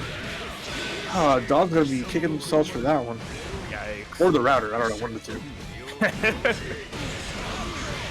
For the safety of the tournament, hopefully not the latter, but Adroth going up game 1. And this is 2 out of 3 territory still. Adroth needing one more to make it into a matchup where they'll be facing off against. If they win, they'll face off against AJ Shifter. Indeed. Yeah, Don, one of the more dominant performers when it comes to this entire series as a whole. Also one of the people that has been like within the consistent top 4 territory. So I mean, for them to be losers, you know, this early, definitely a testament to the strength of all the players. And for them to be potentially getting 7th would be even more of a testament to the strength of everybody. Adroth making it happen, but Don fighting back in the comfort zone in that corner. Again, this is where you want. You want Susanoo having the block, pushing them out. Not getting any unlocks, but instead we got level 2 spin dash. Ready to go, but a clean jumping from Don is going to be pretty good here. There is a burst and an overdrive available, so Don has to be careful. But should be able to summon Ignis in Peace. Setup, good block still from Adroth. Yes, that could only block correctly for so long. Overwhelming is Don. Ooh, the throw in between, that was cute. Again, you gotta show your hand and try to get that Q stuff going instead. Don's gonna find the hand here. With meter, should be close to enough. No, ran out of doll, but purple throw is gonna save the day. Yep. Now is the time to pull out all the tricks in your bag. You know, facing not only defeat, but elimination is Don, so. As long as I get this round tied up, bring Adroth down to a game 3 where it's the one game to see who continues on. And there we go, nice sequencing again. The damage is coming through as Don is just showcasing that skill. There's the burst. Adroth didn't want to use it that way, but whatever gets out of the corner and away from Ignis, but there is no escape. She is a clean wife. Dude, Don is just looks like unapproachable throughout the entirety of this game. Like it's like 2 things. One, Don has just been like full octane in Adroth's face, bullying with Relius, bullying with the wife, just suffocating. It's almost like the word that I can use to define it. But then, you know, you have burst, you have reversals, you have these things that can get super offensive opponents off of you that Adroth was able to find. But anytime that happened and Adroth tried to get some aggression shown of their own, Don had the counterplay ready. Like, perfect time to just like slow down and say like, no, you can't get it on me either. What a turnaround there from Don altogether. And that's how it really has to be, right? It's just all about making those adjustments and knowing that, you know, game playing is not easy, but it is straightforward. You put that pressure on Susanoo. You deny them 1 space, 2 unlocks. And once you have those 2 things unlocked, you have the best chance available. And speaking of chances, clean hit on the summon. It's gonna be big damage. Yup, from the exact analysis that you put out there, space, unlocks, and burst are things that are dwindling here for Adroth. Resources, health, just really stuck under Don's will as they are just pressuring, taking away, use the CA to try to get some breathing room. Alright, counter assault though, Don special. just to get out of dodge. Put some pressure with the DP. Confirm. Well done here. The drill to beat the anti-air, and Dawn full steam ahead. Right back where we started. This is a rough spot to be in. Oh yeah, he gets opened up, and there is Dawn. One round away from moving on here. He's saying, Dawn's saying, there are enough snakes in this top 8. We need one less out here, alright? Show you what the true villain looks like. As right now, off to a great start as Adroth being cornered, but hits a 2 seed and gonna get a good start off this. Indeed. Okay. Yeah, immediately showing respect, but yeah, just push back into that full screen. This is where it's been looking rough here for Adroth. Trying to go for that, like, snipe is really just the biggest thing that Susanoo has available within that full screen distance. But Dawn's been able to definitely control the range game. Great patience. And this is the scary part. Adroth running out of time. Has some things ready to go, but nothing that's going to get him out of pressure. So that's the hard part right now. Gets thrown. Big damage. Dawn's gonna need one more good hit after this. Can Adroth avoid it? Can he stay in it in this sequence here? Can he avoid the pressure and getting full combo by Relius? So far, so good. The cross-up's good too, but Dawn's defense even better. Indeed, was looking like the beginning of the end, but Adroth is digging deep. The barriers from Dawn just staying far away as possible, not allowing for anything to go off the rails, all according to plan. Oh, the shot actually works out. Can't move her forward as much as they would want. All the meat are gone for Dawn. It's still almost up 250, but ooh, clean hit. Had the barrier. Doll down. Big chance for Adroth, but can they get in? On a timer here, 18 seconds on the clock as well. See Dawn doing some pretty non-committal actions, but right there, cross up will be coming in clutch. Dawn gonna be able to move on, going into losers quarters. We'll be fighting AJ Shifter as they have qualified for the top 6. Absolutely stellar from Dawn. After a shaky first game, they took a deep breath, got those nerves in check, and took down the top seed. Adroth, no big wins here for them. Crazy to see, but that's how it goes here when you bring the best of North America to the Edge of Fate season finale on the first season, Season 0, which is, you know, testing the waters and seeing how smooth things go. And if it keeps going like this, oh boy, they're all going to be just nothing short of amazing. I'm right there with you. This entire product that is this ladder series and stream matches, and especially the season finale, has just been nothing short of amazing from 956 Productions. Shout outs to y'all for putting this on and having us here, because we have the best season in the house. This has been a blast to like commentate and like see the growth of these players, the stories, and really see all the hype unfold. I agree wholeheartedly. You know, being able to see this Sunday and Sunday again, and just having the stories be told as players are fighting their way through and making really cool things happen. So we'll see now what happens next, as Omnisize is back on the sticks after staving off with a narrow victory in their last game and just maintaining and staying alive here. They're going to be going up against Ice Cool. So the last Susanoo left in the building. We will see how Omnisize fares, because this is going to be this is kind of rough when you kind of think about it, because both characters really want to do kind of the same thing. They want to kind of get into like that comfort range, knowing that they don't really have like the distance tools or not zoners. They're just in your grill, putting pressure on, but the damage and the range lends itself more to Susanoo. So we'll see how Omnisize can navigate not only those, but find the hits they're going to need to try to get something going. Yeah, it'll be interesting to see how this kind of unfolds from a player perspective too. You know, in recent times, I'm not even sure like when's the last time these two fought against each other. Like, I know that they didn't play in the ladder that Omnisize was in, And not only that, like how many Makotos have Ice Cold been fighting lately? Like it's gonna be really interesting altogether. All right, already some pressure here is Omnislice just doing their best in terms of like, hey, I have to put pressure on. I gotta keep Susanoo. If I run him down, got good mobility to get in there, but I don't know how you steal your turn back.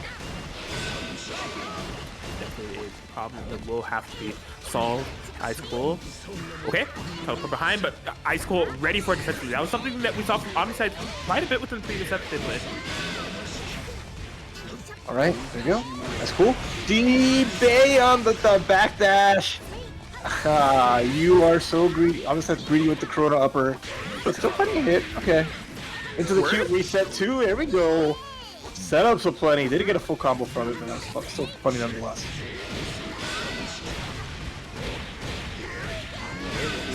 This pickup here has distortions available. Might as well spend it. All the moves in my arsenal. Finish it off with the Ice Cool. Going up 1. Hey, yep, staying in it. Ice Cool is showing that, under pressure, they can maintain it even with the loser's side. Unfamiliar territory, but no problems here. On the side though, gets a hit in between. Just saw the IBs instead of for a drive cancel. And then a burst out from Ice Cool, just wants to get out of that corner, has some space, but will take a big hit too. Watch out on the side, he's coming for it. Yeah, I mean, before the match, I was predicating and wondering how much character match knowledge Ice Cool has with Makoto. It seems like quite a bit, when it comes to the side swap resets that Omnisite's been looking for, and even that overhead that happened within this round, successfully blocked, from Ice Cool for the most part. So. Okay, very good start. We're gonna backdash, yeah. But Ice Cool knows when he's getting baited. Gets the hit. Oh my gosh. We have all these unlocks too. Say it with your chest and the extra credit. Take my card, please. Don't call me. Wow. W's all around swipe. In statement. Ice Cool. Going to game 1.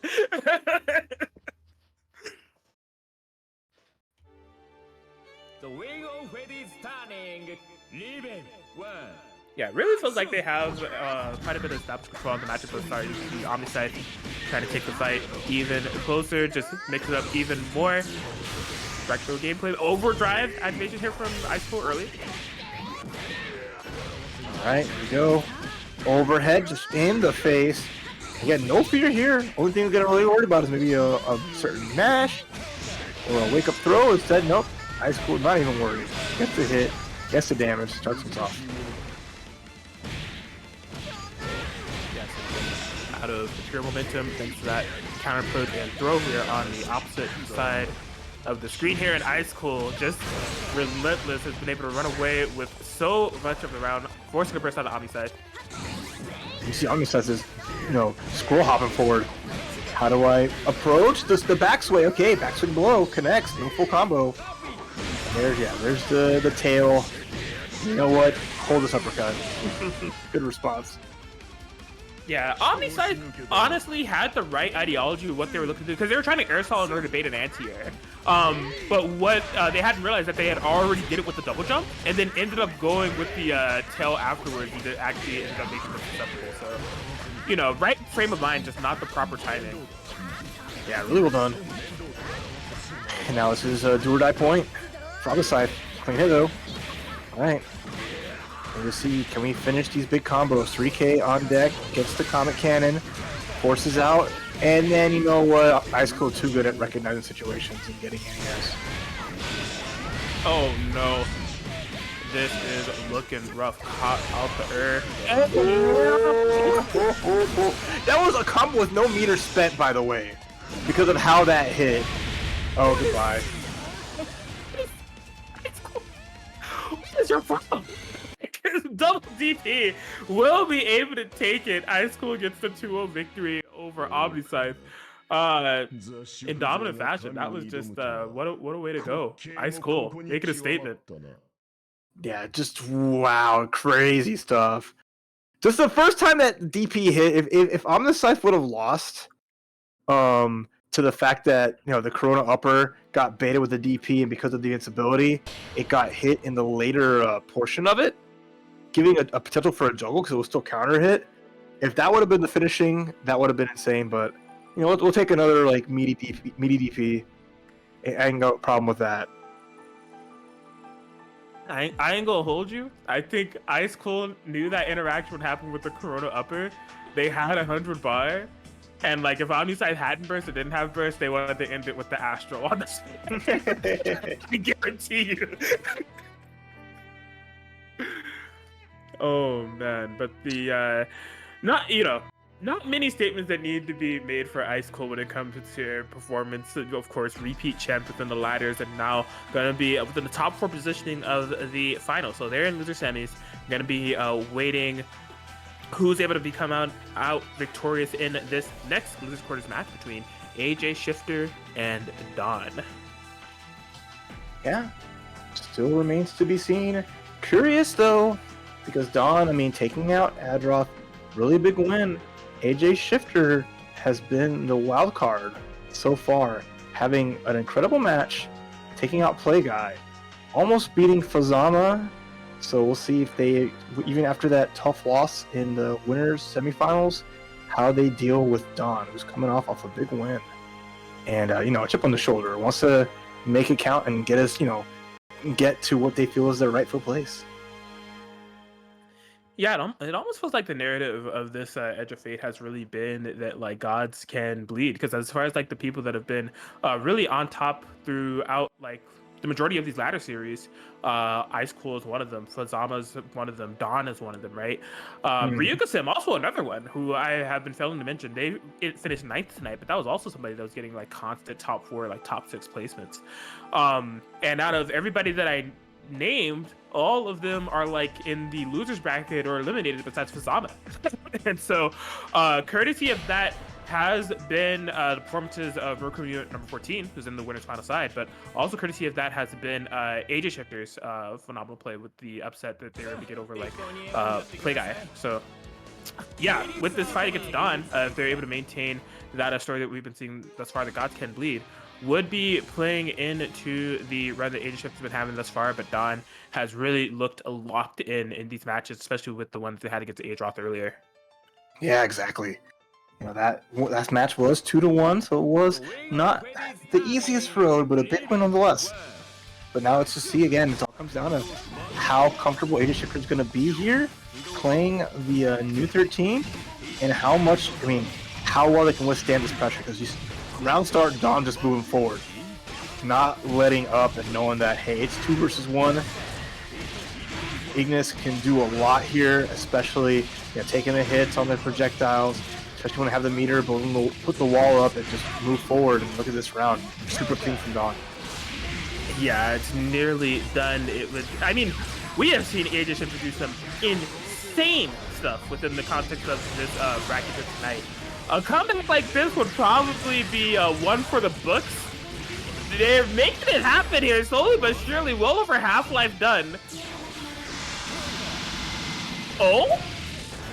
Could it be? Okay, here's a life left. The blade, here's the big part, right? She is more than happy to take these blades, and she's gonna be paying for it. Oh, not enough time left on there. Oh, watch her back. She's right behind you, bro. Oh no, they got. Man, the power of numbers coming into play there for Relius. But man, AJ Shifter just never saying die. Like, I'm so impressed with the willpower that they have mentally as a player when it comes to these matchups. All right, though.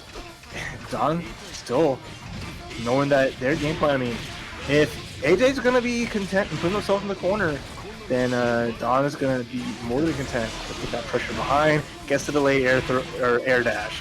Here we go, just, classic loop and pressure as Don has to unsummon. He'll probably do an overdrive soon. No, it gets tagged. AJ challenging. Here we go again. Alright, dash under will no longer be cornered. Now is the one that is doing the cornering with 100 distortion on the side. Gotta be able to find the hit, forcing the burst out of Don. Deja vu! But the wife takes all the blades. She's like the meme of just like, Relius is trying to go to sleep and the wife is the soldier just taking all the knives. Go to bed, husband, I got this. Right there. Didn't help at the end though. One too many knives, but end of the day, it's Dawn with the corner pressure, forcing the burst out from AJ Shifter. Yes, and you know what I was gonna say going into this round 3 is that there's definitely some things for AJ Shifter to solve, but based off how this going in the early game, it has been solved, right? Even in round 1 and round 2, even though one of them wasn't AJ Shifter's favor, in the like immediate 10 seconds, AJ Shifter was already in the corner, you know, just getting walked down by Dawn. This time around, looks like they've really been able to come into their own. They does not have burst to worry about, so it's really just able to let it all fly within this pressure. AJ Shifter.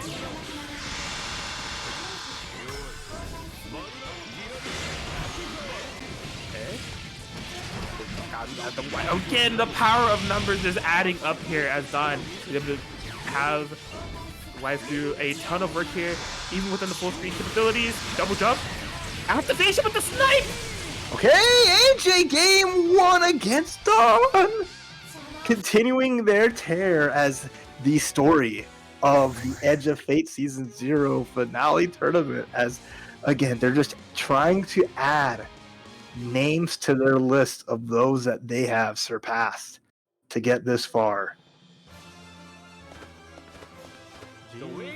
Jeez, AJ Shifter. Everything kind of coming in motion here. Route start, air throw. Oh my gosh. Okay.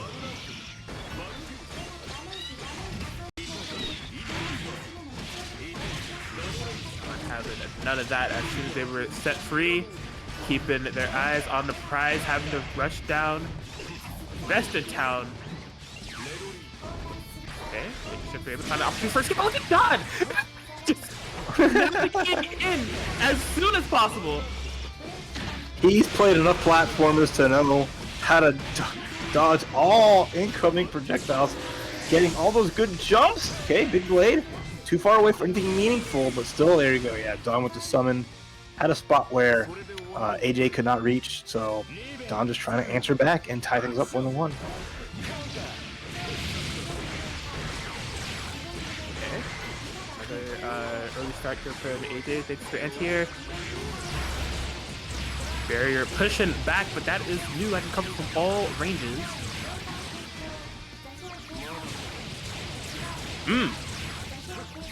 All right, trying to navigate. It's not easy out here though. As much experience as you might have, these are a bunch of knives. Every blade is sharp. AJ is willing to make it work, but Dawn just needing one chance. Instead, getting pushed out. There's Halo Blades. How does this pan out? Dawn, good blocks on the feint even, and gets out of the gravity. They just have to have that full screen to work with there. Notice that Dawn getting anti, looking to move forward and just maintaining that space. And now AJ Shifter. I mean, one round away from moving on here. I need to really catch myself of what we are witnessing here at the moment. I mean, we are witnessing greatness, all right? We are witnessing a player step up and showcase that, hey, just because you may not have known me, that you don't see me in these online streets often, doesn't mean that I am not a threat. And right now, Dawn is saying, oh, you're not the only one. Oh, raw hit. That's big damage. Nope. Oh, the drop! Counter assault into a little extra credit, which means one more touch in the throw. Yeah, should be enough. Much usage of CA there from Dawn, which is something that they've been masterful of and getting the confirm afterwards. But what was most significant about that? Obviously, it's been the up-close game that Dawn has been looking for. They've been able to show some full-screen capabilities, you know, utilizing the doll to strike from behind and tank some hits and whatnot. But that is not the win con that we're looking for. We want to stay up close. We want to force AJ Shifter to have to play from a point of discomfort. And with this massive fatal counter opening, there's nothing comforting about that if you're AJ Shifter. But, you know, you're playing new, probably no, not surprised in situations you find yourself as Dawn again, just look at that run forward, putting more pressure. AJ spending their resources just to get out of here, getting anti-air for their troubles, and now Dawn looking to end this with a perfect and go to match point. Yeah, looks like that's exactly what it will be. AJ Shifter utilizing the OD resources early, so won't have it here within the start if they find themselves cornered. Just going to be coming down to the raw fundies to try to escape, and Don pressing forward. Ooh, clean hit again. And one more time, Don just continues to find those early hits, catching something on the back roll instead. No backdash. AJ Shifter is getting tagged, trying to challenge, and Don is just recognizing that. Yeah, Don literally flawless within this game 3. Had a perfect in the first round, looking for a perfect here in the second round. The reversal, able to barrier, and yeah, this counts as a distortion, so none of this is burstable quite yet. OD in order to keep it all burst safe. Don, double perfect, will be able to move on into losers semis over AJ Shifter. Yeah, their incredible run, unfortunately, is not at an end. I mean, like, I say incredible run. It was like, hey, taking it very close against, losing a close set against Fazama, beating Play Guy 2-0, and then almost taking Don out. You know, it's not quantity, it's the quality, and the quality was outstanding. So really cool stuff from AJ Shifter. I'm glad that they qualified and were able to play tonight. So looking forward to seeing more of them. But for now, it'll be Don moving on to that losers semifinals, and they'll be facing off Ice Cool a little bit later. Yes. That, man, terrifying losers bracket has been dwindled down to 2 people within the loser side between Ice Cool and Don, with a trail of top North American talent left behind them. It was those 2 that emerged. However, in terms of who is on top and who has been on top, waiting to seize their chance at the Grand Finals winner side, we have our winners finals combatants coming up right here, right now. Mercury Unit number 14 and Fazama. Absolutely crazy match we're gonna have. 3 out of 5, as is customary for these winners finals matches. But we're starting to get down to these last sets here. It feels weird to be at this point with light still outside, knowing that we started a little bit early. So thank you, 956, for letting me have a little more of my Sunday evening. But for now, here we go. Take your pick. Will it be Mercury Unit number 14? Or will it be Fazama Hazama? We shall have to see if we're picking up from where we left off. I mean, it's actually a complete, opposite way in how these 2 ended up here. Mercury Unit number 14 just came out swinging and hasn't stopped. 2-0 victory over Don, 2-0 victory over Ice Cool. I'm here. I'm ready to play. Fazama narrowly got here with the victory over AJ Shifter. So there's been quite some time since that match. I'm sure Fazama's been able to calm down. But just when it comes to momentum and overall mindset, I got to imagine that these 2 are in different places. Yeah, we'll see how that goes, though. I mean, 1 Murakumi unit down for Fazama, right? What's another? It is number Unit 14, though.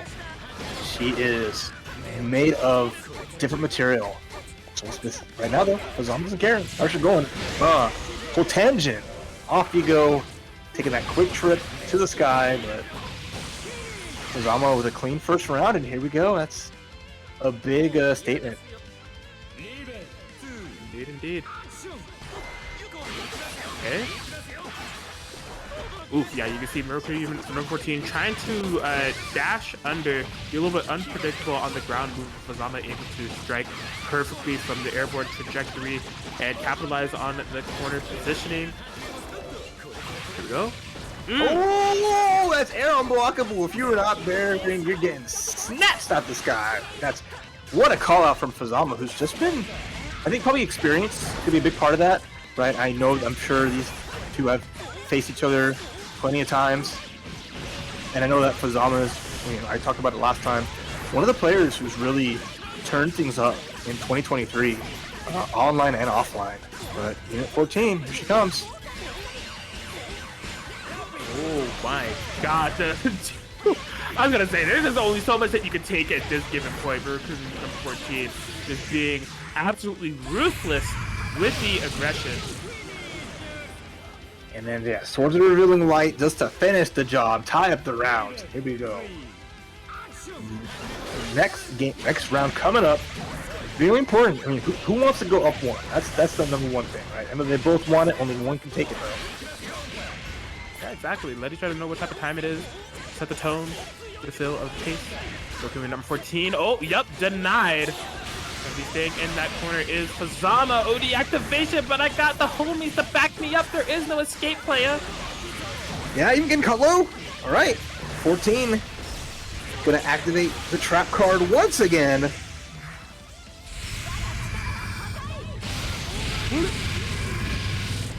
There it is. Murakumo unit number 14. Going up game 1. Flawless streak thus far. Has not dropped any games quite yet. Not at all. Hey, sometimes people have those kind of runs as well, and she's showing that she came to play and to win. So now Fazama could be the first person to put a dent in that record, though. So we'll see.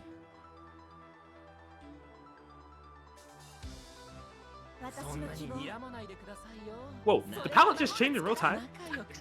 I swear that Fazama had a brown coat, now it's a white coat. Maybe my mind is playing tricks on me. I have no idea. Well, Fazama does switch around every now and again. It's a man of many different outfits. Suiting the mood, but Murakumo 14, I respect just the default. Sometimes you just gotta go with just how the character was made. Here we go. Did he get the knockdown?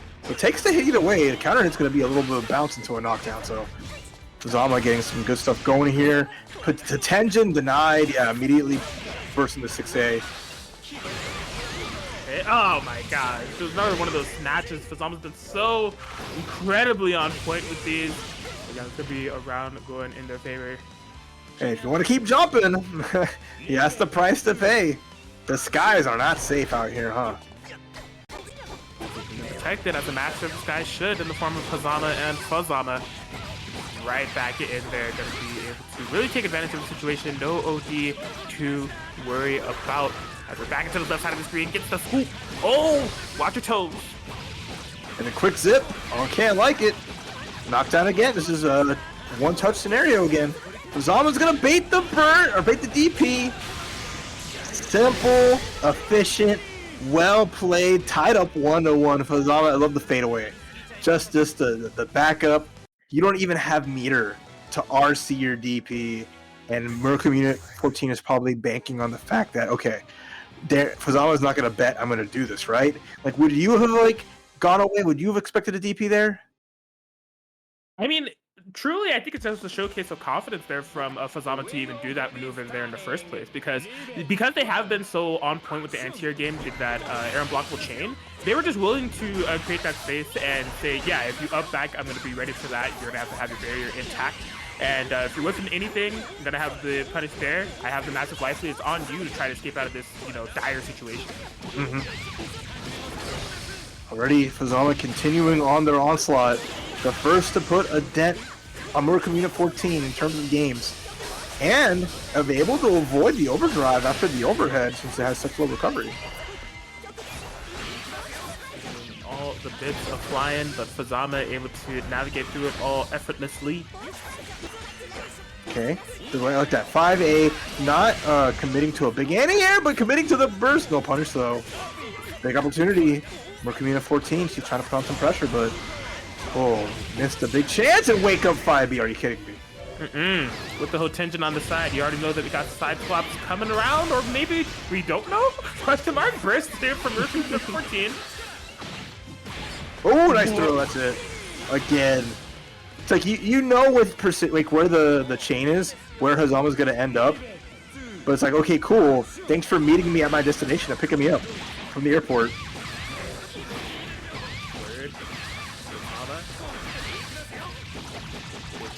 It seems like in these early parts of the round, really able to find the first hits. Gives them great position to play with, isolating Murakumo number 14 in an uncomfortable position, back up against the wall. Look at the barriers coming out. Please get away from me. Oh my gosh. Could be it. Fazama going up 2-1 up against Mercury Unit number 14. 1 game away from moving on into that grand finals winners side. I mean, this is what Fazama's been working and entering these events for time and time again. After a string of 2 second places, they're in a perfect spot to potentially be guaranteed top 2. Get the best chance for first place. Not content with second, but you got to get to grands first, and then you got to win. So first is never guaranteed, but better chances are always nice. 100%, definitely within that always a bridesmaid, never a bride position. Has come insanely close within those previous ladder sequences, but yeah, 1 game away from setting themselves up within a prime position to do so. Mercury Unit number 14, however, insane run thus far. With the victories that she's been able to gather, the obstacles that she's been able to overcome. Fazama is another one that's in the way, putting up quite a bit of fight, definitely within the advantageous positions, but not a player that you want to count out is Mercury number 14 with what she's been able to accomplish. Here we go as we go through this game for her. All right. Oh, and this is the pink outfit coming out, so a little more stylish as Fazama. Bringing out their Sunday best here. Pressure's on. Nice air throw. And nice tech even from 14. And not a chance to set up. And that's the hard part, right? Unless you get a combo, then yeah, there you go. You can put some bits out, but those chains just make it so hard for Mood to actually put anything forward. Okay. Because I'm looking for an opportunity to get out of there, and then the perfect OD activation here for Mercury number 14 going to allow for a nice punish, maintain that corner positioning first and foremost though, but we're out of there. Hotenjin. That was tech into 2C, the call out of a jump. It wasn't even a jump, it just still hit anyway. And you know what? We take those Fazama believing in themselves, maximum confidence, and one more time. Denying the DP, didn't actually connect or punish it, and that's going to put, the burst out from Fazama. Ooh, big swings, gonna be able to find the throw. No way! Okay. No way, okay indeed, dude. That was, almost spooky. As looks like the beam might have screwed that up. I'm not sure though. Stay down here. Command grab actually, first time. Fazama brings out that option. That's important too. Always introduce something different as the set moves along. You have so many interesting things in Fazama's toolset that you can always kind of leverage. But Mercury number 14, she finds a hit from the bits, and now moving forward back to mid screen, has some space, but unfortunately the chain's gonna deny any kind of in-air.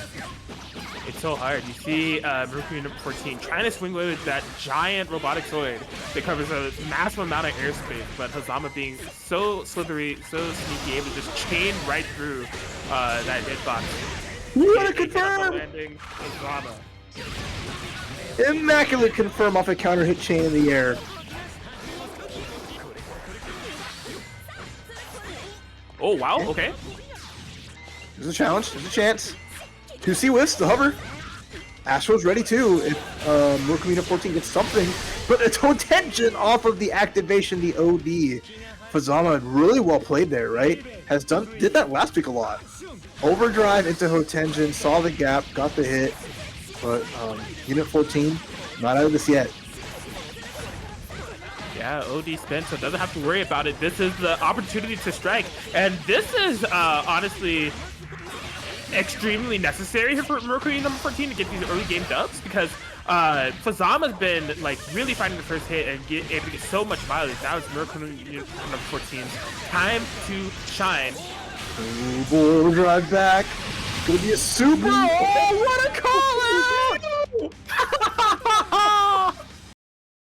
Oh no, the checkmate. The I know that you know that I know that you know. That was massive.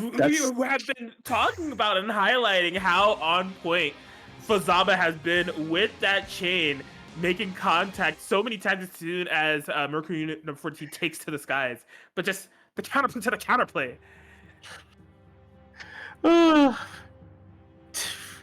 A decade later, I'm still seeing interactions that I've never would expect or ever seen before. thank you everyone for making this possible, and thank you both.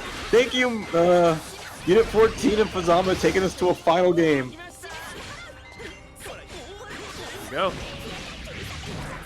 Man with the yellow hat trying to get this crazy robotic girl off of him, but she is just relentless. Number 14, putting out all the bits, having all the homies pick it up. Fazama looking for an opportunity to play. Oh, okay. Well, yeah, that's punishable. The low option would have been got, but nice for Fazama to recognize, okay, overdrive's available. Still gets tagged though. Big lead for Unit 14.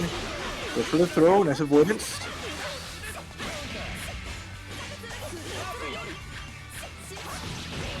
Oh, okay, gets the hit. That's close to the round, but overdrive. No attention again! How? Fazama doesn't miss. Fazama just says, this is my bread and butter. I never miss it up. So, oh, okay, yeah, you see that little sway back within the pressure. Was hoping for a reversal, but Mercury number 14 stayed patient. Was able to get rewarded for that patience thanks to that distortion. Mercury unit number 14. 1 round away from moving on to the grand finals winner side. Yeah, match point. They're going down 2-1. She's starting to get the momentum going, avoiding the chains and being able to set up, no problem.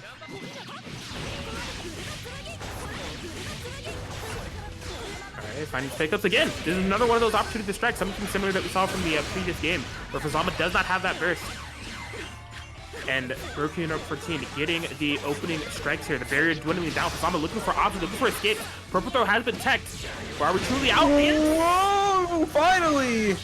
We're not going to be denied at 6A Hotenjin this time. Right, more pressure here. Life lead 2, counter hit. What do you got? Oh, unfortunately faced the wrong way. Looking at 14, she's blocking with her life. No problems here. RC just to stay safe. Expensive. But hey, we're not getting punished, so no worries. Okay, slam down.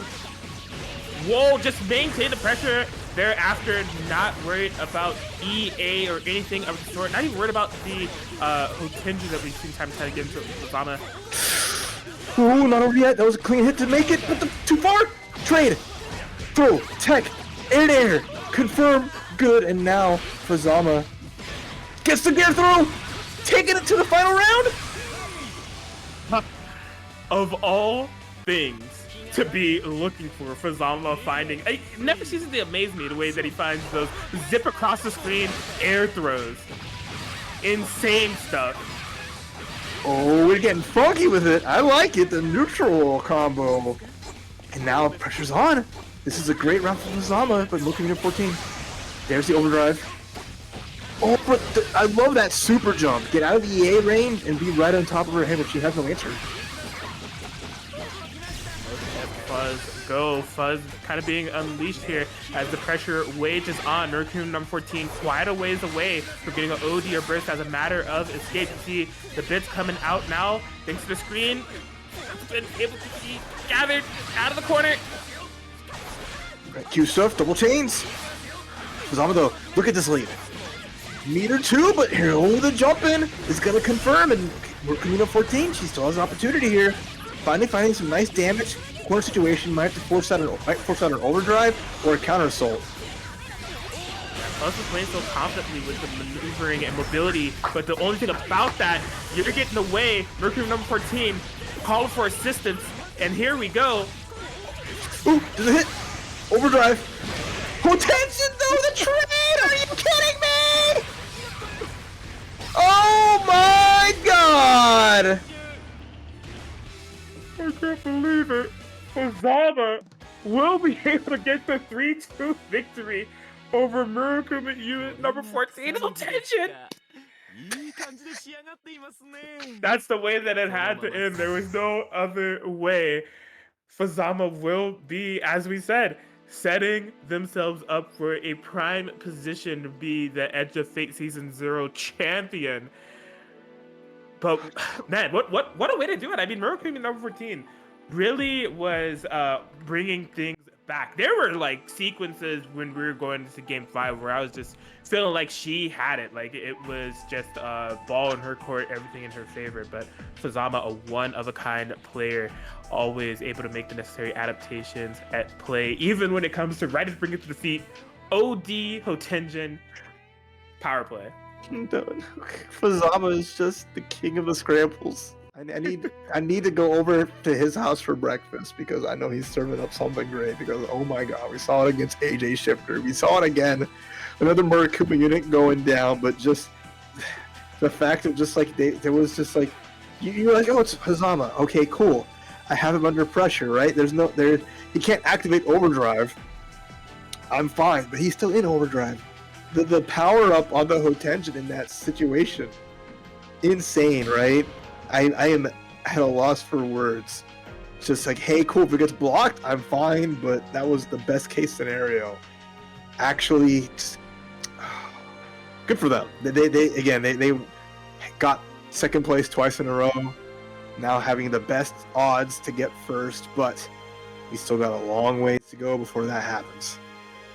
Yeah, because I mean, check it out. It's only the best odds to get first place based off of your, relative position in the bracket. But based off of ease of opponents, that ain't the case at all. You got Murakumo number 14 waiting in losers finals, and then our next match coming up, Ice Cool and Don, all three of these players fighting for that opportunity to be the challenger to fight Fazama, and all of them well capable within their own rights to bring the fight to each other and to Fuzz. So this is just a crazy fatal four-way that we have between these four players, and I have no idea who's walking away with the victory tonight.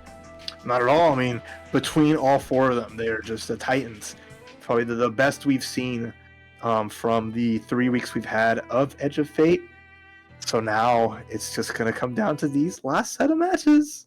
Our final 2 out of 3 upcoming. All right. How do you think this is going to go? Don and Ice Cool, man, it's really hard for me to say. I feel like Don has just, with their playstyle, has definitely shown that they're on a mission. Like they have been, if the goal is to keep you away, keep you out, or just a really impact screen, they've been able to do that. They need to take the fight to you, they've been able to do that. And they have already overcame Asusano earlier in the day thanks to their victory over Adroth. But Ice Cool, never anybody that I would count out. Was my pick of who I was saying would have the most amount of momentum going into this thing based off their previous Edge of Fate performances. It's just a battle of some of the best that we have going here right now.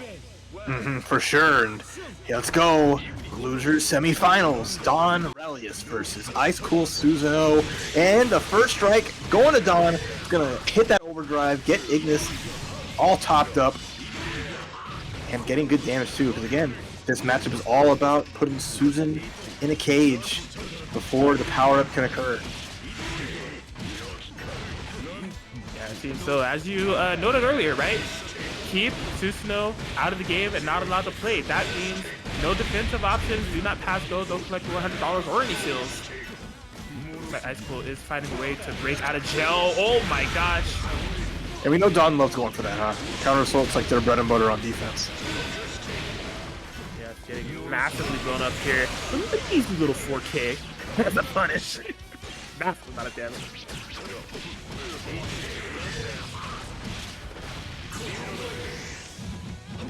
Oh, okay. Smart tech. No, where are you going? We're going to the second round with Ice Cool taking that first one. Unfortunate super, but Ice Cool's ready for it, forcing the funkiness.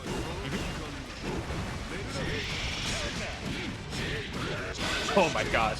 The anti-air stall call there from Don to bring down the doll. Made contact. Ice Cool still hits the buttons. Ice Cool again, not one to slow down. Oh, gets the big step. You heard that crunch. What a hit, as now it's all Ice Cool. Oh my god, almost all the seals unlocked. Gets the dirt kick guard break into the finish. Oh, what a way to lose that round. Yeah, we were just definitely under Ice Cool's control there, as it looked like they were just looking for a command throw, or like a command move showcase of like how the seals I've unlocked. Can I show you all of my moves? Can I show you all of my guard cards? Just show you everything that's within Susanoo's kit and use that as a matter of breaking you down defensively. Ice Cool, one game up. The Wing Ready is Yeah, there's turning. no stopping them right now. This is one round away. We have losers finals and facing Unit 14. But Don, oh no. This time it's them being pushed into the corners. Them being pushed back. 2C's not working out here. Dog Gauge already over half gone. Looking at a tricky spot. Has to deactivate and wait a little bit, giving Ice Cool a chance to move forward. The spin though works out. And the turnaround begins. Oh my god, yeah, the barrier usage, but it's just, what can the barrier realistically do? You got two people coming at you, full steam ahead. But done something again. Tough spot. Ice Cold survived the onslaught. Crossed over, got a hit. Don wasn't ready for it. It was really funky. Like the momentum on the dash put Susanoo in the background, and that wasn't. Okay, please stop changing sides accidentally. Thank you. It is a bit jarring, I'll tell you what. Alright. Alright, Ice Cool is out of there. Instant summon. Okay, confirmed too. Nice. With the meter, should be able to finish the job. So, gonna take this to that. Take that first round.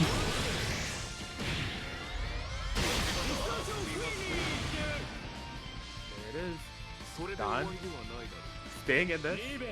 I had trouble keeping track of like the sheer amount of like we were talking about the side flops. I was trying to stabilize, and just more nonsense was happening. It's like, where am I?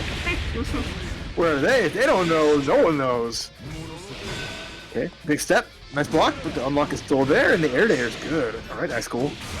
The check too. Yeah, I like that. This low risk, good reward there, catching the tech roll forward, and now Ice Cool in the corner from the burst there, but defense has been pretty solid. Told them.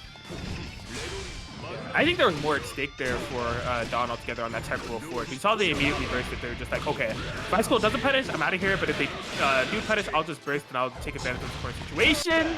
Ice Cold trying to dig deep, looking for that God press. No Don in sight, but still able to maintain the victory. Get the dub. One round away. This is the first of two. This is the only loser semis. One round away from getting a win over Don and going to the finals.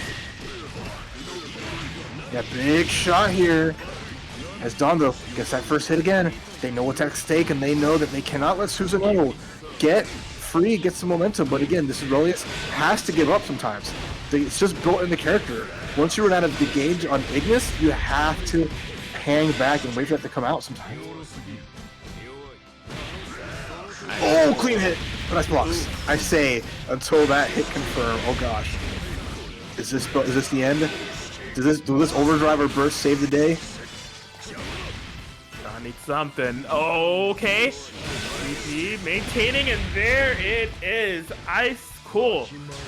2-0 victory over Don. Will be able to head into the losers finals to challenge Mercury number 14. And something I had realized, you know, Don and Ice Cool are the two players that Mercury number 14 sent to losers. Both of them fighting their way back in order to try to get that run back. It is Ice Cool that'll be granted it with a phenomenal performance with that victory over Don. Absolutely stellar from them as Adroth.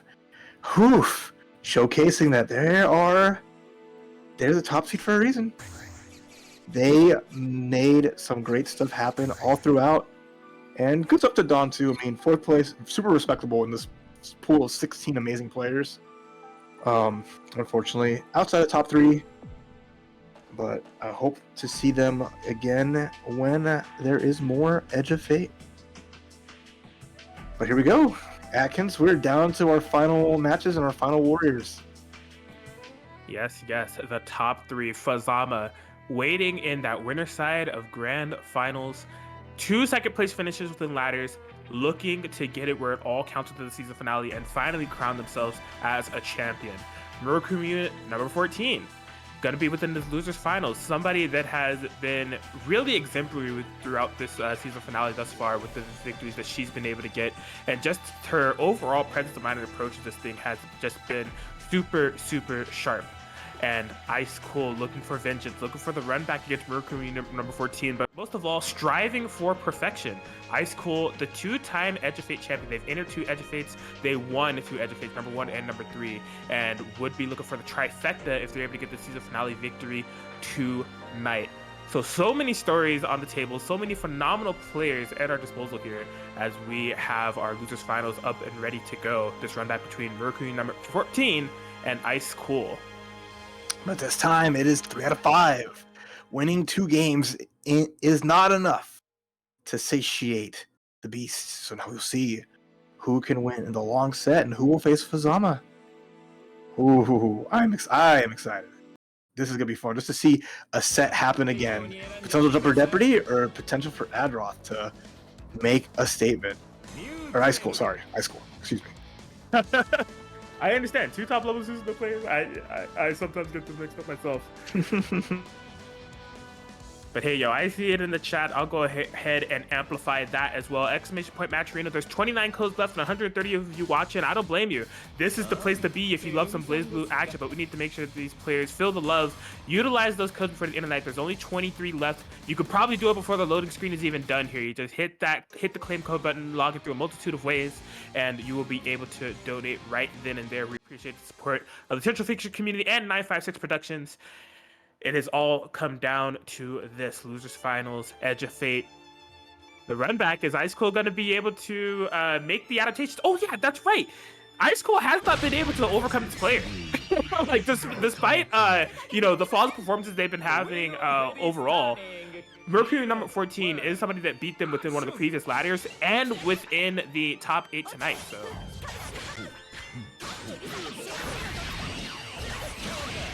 Here we go. 14.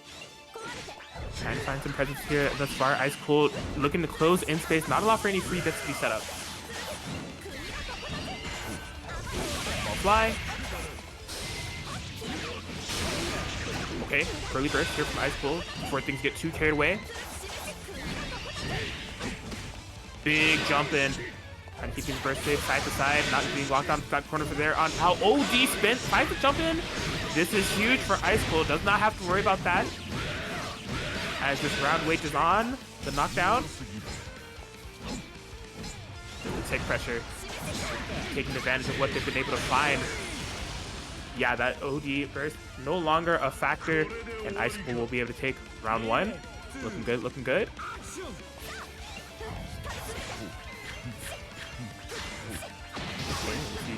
Mercury number 14 trying to take a little bit more of an aggressive approach. Just find what it is that they had within that winner's semis that made it such a dominant performance in her favor. You see here, double overhead, beautiful throw sector from Ice Cool. And again, instantaneously, as soon as Ice Cool is able to find those pockets to get out of the corners, they able to do so ever so flawlessly.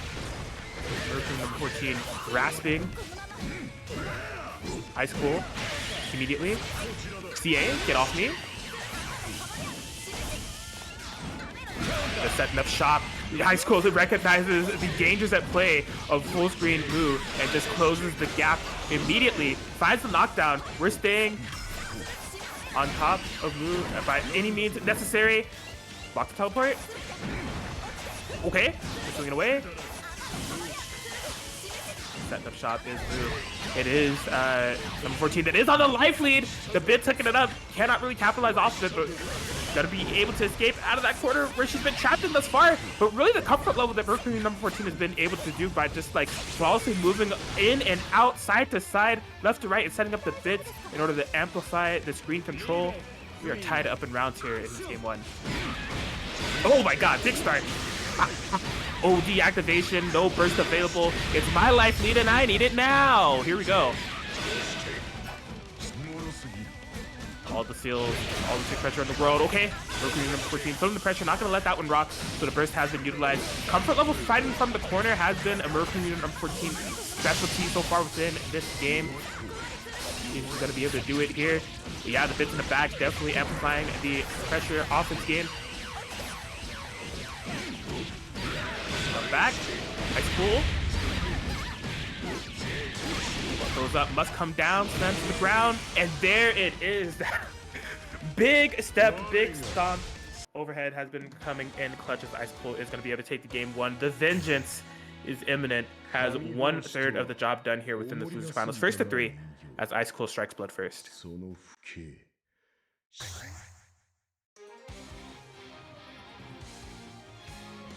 But yeah, not for nothing. Mercury number 14, as I said, has one of the big things I'm noticing, Ice Cool has been doing a phenomenal job of locking down and taking Roku number 14 to the corner as soon as possible, but that hasn't necessarily equated to immediate success or like being able to suffocate Roku number 14 with pressure without like any rebuttal. Like Roku number 14 has been really able to play without much screen behind her comfortably in a sense.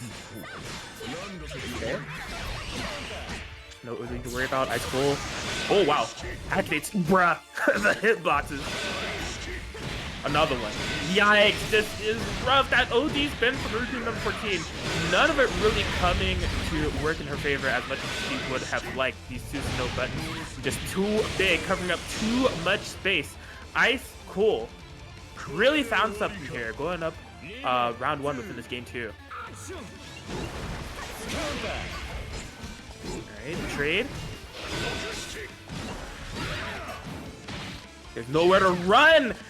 Gets that air throw. You can just tell in the way that Ice Cool has been approaching. Not a line from Roku number 14 to find any points of comfort at all. Okay, OD activation. There is a little bit of a gap. EA. Get me out of here. Whoa, okay. Did it grab it? Uh-oh. And there it is, Ice Cool. Still on top of their game. You can just tell how much they're feeling it in, like, really in relation to the speed of these rounds. Like, Ice Cool has just been so, I can't find a better word to say rather than just like suffocating, just like in Roku number 14's face. Forcing out options, forcing out mistakes, and forcing out dubs. They're one game away from moving on to that grand finals to get a matchup against Fazama. And just the stories at play here. Roku number 14 has had a phenomenal performance here thus far. Was the one that sent Ice Cool to losers. You would never be able to tell with the way that Ice Cool has been playing here thus far. 2 up. All right, sorry about that. So what's been going on? What I missed? It's been a match of Ice Cool proportions, as I don't think there's been like a round that's gone beyond the 70-second mark. Ice Cool is just in it to win it. I'm surprised I made it back with time to spare. Yeah, Ice Cool's just, you know, we're not gonna call it a speed run because that's passe, right? Insult to speedrunners, no one's keeping time. But Ice Cool again, I mean, they saw it, they know what happened in Winterside, and that's a big thing, right? I ain't gonna let it happen again. But I mean, Unit 14 looks like waking up. Never mind. Lightning strike, just like what happened over here. Cutting the power out for her right quick. It's been something, man. I can tell you this, like the pacing of this match, you would like not be able to tell that the winner side with this matchup paid out with the way that it did. Ice Cool just has all the answers. Okay, jumping. This big old character managing to hop in between all of that is actually impressive. Right? Right, Activato over. Oh no! The fuzzy off of that activation, so rude, and now I think that's a wrap. There it is. It's so over. Ice Cool 3-0 victory, able to get the full vengeance up against Murakami number 14. So we'll be headed to grand finals. Is Ice Cool to challenge Fazama, Murakami number 14, finishing 3rd within the Edge of Fate season finale. But a valiant 3rd is what Murakami number 14 was able to earn here. She has been a highlight reel maker with her run tonight, and the victories that she's been able to achieve.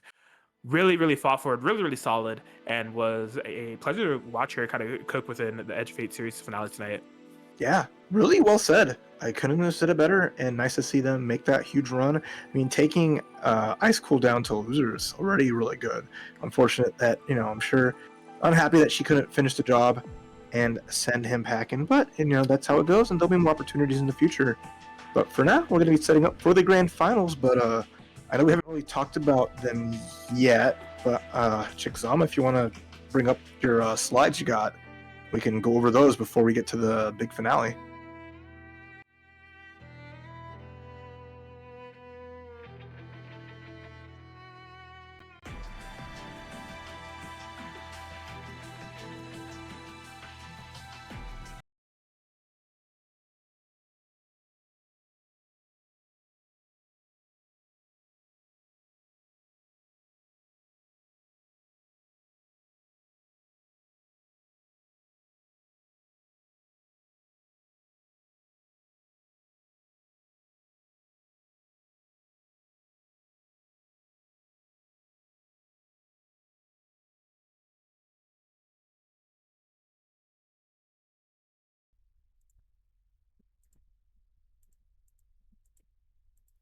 Okay, slight sound issues aside, we have Summer Clash coming up on July 22nd. We have a $100 prize pool. This is FFF's final bracket.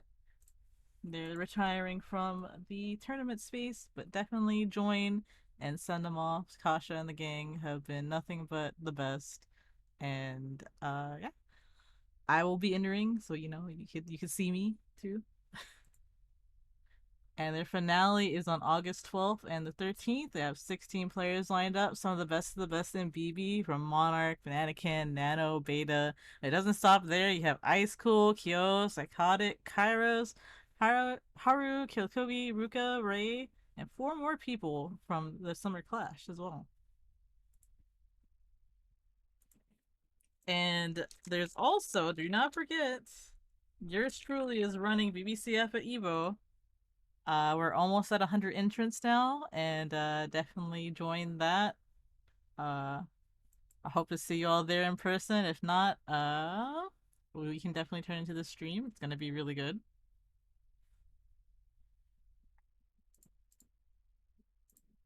As well, you're watching Edge of Fate. This is our season 0, so we're planning on doing more. I believe y'all have really liked this turnout here. We have we have 100 viewers right now. We have had so many good sets, so thank you all for tuning in today. And if you want to support us here at 956, you can buy a shirt.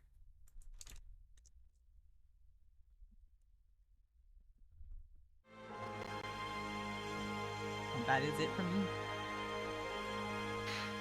Awesome. Thank you so much. And yeah, a lot of cool stuff to look forward to from various online events, especially EVO. You will see me there.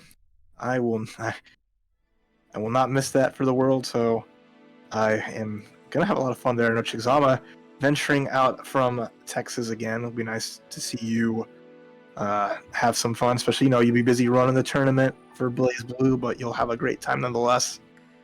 Even if Vegas is very Vegas-y, but it is fun. I enjoy Vegas actually. It's been 5 times since I've been. I've always enjoyed going. I'm gonna be pulling up as well. I cannot wait. There is so much going on for so many games and communities that I love, whether it be Melty or Street Fighter 6 or Idol Showdown or the Blazblues. There's just greatness all around, so it's gonna be a good time. Big time for sure. Everything is gonna be just absolutely nuts, stellar, and fun. So, we're getting close to it. We got only about 2 weeks, 2 weeks and some change before that crazy event, and with whatever announcements come from it or whatever more fun things. It's just always an exciting time to kick things into high gears for the second half of the year. Indeed. They say the most wonderful time of the year is Christmas. And I mean, Christmas got hands, but I mean, for me, it's EVO weekend. That's the most wonderful time of the year for me. Oh, I love it because that's it. All the gifts we could ever get. I mean, I was in that stadium when BB Tag was first announced, and I remember just crying so hard during that announcement because it was just a thing of beauty seeing a game like that be bestowed upon us. We were not worthy of such delights. And even though, Blazblue proper hasn't had anything cooking in the books, and I know the future is always kind of a little scary, we got to look forward to the possibilities and the fact that, a new game in the series, even if it's not a fighting game, is coming out soon and looks hella fun. Even if something like that is, at least things like that sell, and people keep an eye on the franchise. Blazblue will never go away. Absolutely. It's a game scene community that has a bright future ahead of it. Developments or not, it is, a community like this, and honestly, organizers like this that keep this Blazblue spirit running high. So it is another thanks again to 956 Productions, the entire crew putting on this Edge of Fate series that we've been able to do. It's events like this that keep everything going. So. Yeah, for sure. So now we're just waiting for Fuzama, who is taking their sweet time, it seems like. Well, speaking of 956, I have go for received it. word that I think we have a ship coming in. What's up, y'all? Hey. Good to see y'all. Good to see y'all. Don't want to keep anyone held up for too much longer, but as I am the organizer on the backside of Edge of Fate, I do want to bring up something that we have posted up a feedback form for the event. Took me a little bit to get out there, but it is live in time for the finale. So I just posted it up in the chat. If you have participated with us in the past events, or if you've just been watching, really, either as a player or spectator, please feel free to take 5 minutes after the action wraps up to check it out, fill it out, because this was something very different for us. We just had a block of time where we wanted to try something different, and we went for it, and the response has been amazing.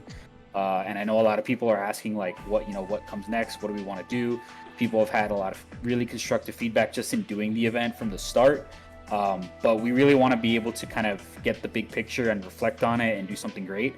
So, we're going to let the grand finals rock now, but want to thank the players and the spectators for coming out for this. And I'm going to go back to making sure that this tournament ends on a high note. So thank you guys so much and enjoy the rest of the show. Thanks, Eve.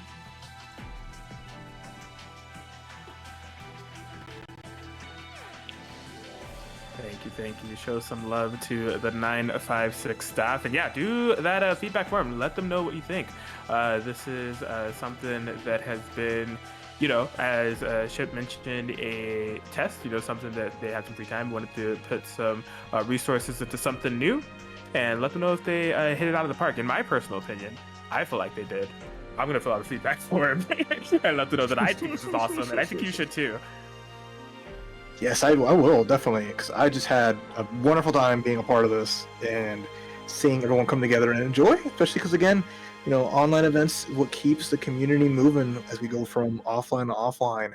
So everyone who entered and helped make it what it is, big thanks to y'all. I won't give y'all any feedback, obviously. I'm not one to drop unsolicited advice, but I will advise you to get excited, to get on the edge of your seats, because Fazama has arrived.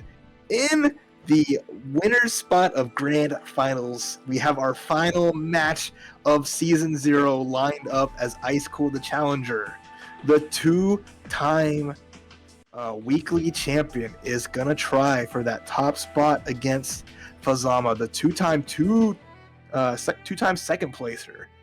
The roles have been reversed in terms of what side of winners and losers, but end of the day, only one of these two players can take the crown and be your Edge of Fate champion. Indeed. It's a little bit of deja vu, but a little bit altered in a sense. We were just here about a week ago, and the Edge of Fate ladder number 3 grand finals was Ice Cool versus Fazama, but the roles were reversed. We had Fazama coming from the loser side, make a pretty deep losers run. All things considered, and then Ice Cool on the winner side was able to close out. The person that has sit Fazama as the losers within that ladder number 3 was Ice Cool himself. So it's just a lot of things. That's what's so cool about these ladder formats, is that you get these intertwining stories between the players, and these revenge arcs, and these somebody striving for perfection in the form of Ice Cool, wanting to say they entered any Edge of Fate that they entered, they came out on top, even the damn finals. And you have Fazama, trying to finally come out on top by being so close time and time again. It's just, exactly what you want to see. Two snakes as well coming out to fight. Chigzama has to have a smile on her face no matter what, but has to see which one of these two will be able to hold their heads high as the champ of Edge of Fate.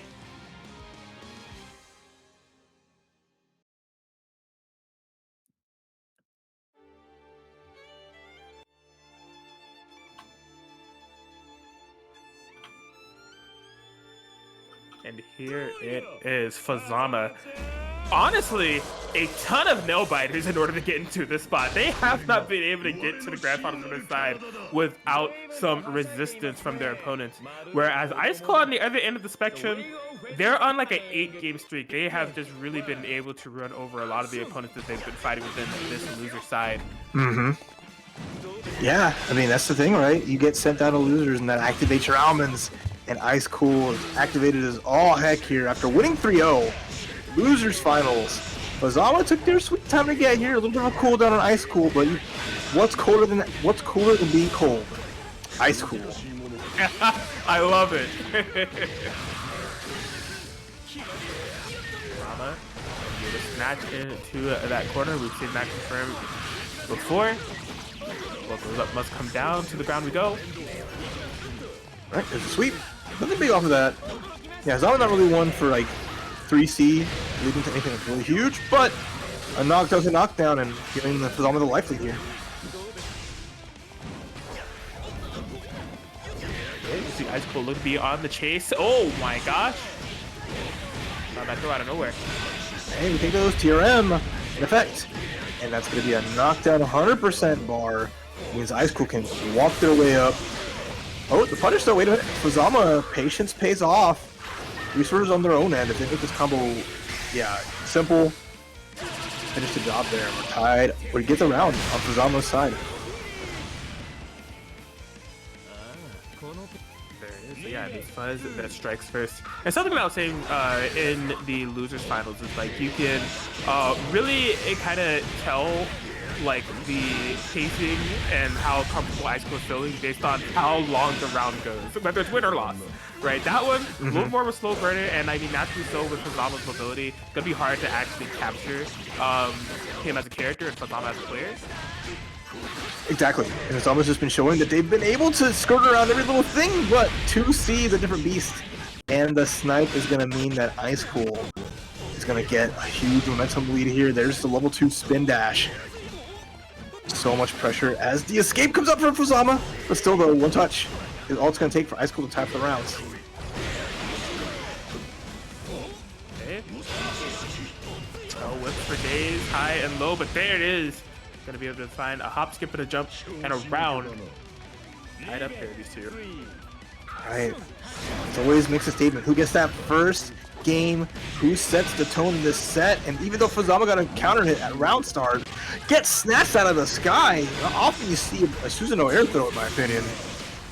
Oh, true. And catches the backdash, okay? The Susanoos are just happy to do 2C instead of like air-to-airs, or air throws. Gonna find another grab. Here we go. Ice Cool. There's no resources here for Fuzama to get out, so it's a one-touch game. Oh no! Unfortunate! Counter assault gets blocked because of the overhead into activation of OD. So all the time in the world just to block it out. Oh. That was a really interesting sequence because I feel like that was a very informed counter assault on Fuzama's end. We saw Ice Cool go for that exact same OD activation sequence earlier in a tournament set, and they went for a fuzzy afterwards. So I think Fuzama knows about that defensively, wanted to get out, but Ice Cool pumped the brakes. Well, would the fuzzy have been able to get counter assaulted out though? Because Susanoo would have jumped over her. But I don't know. It's hard to say. Hard to say without seeing it, but either way, game number 2. Fuzama already getting something going, but has to watch out. Overdrives back, gets the 5A in air. Ice Cool thought it had something. It's so cool.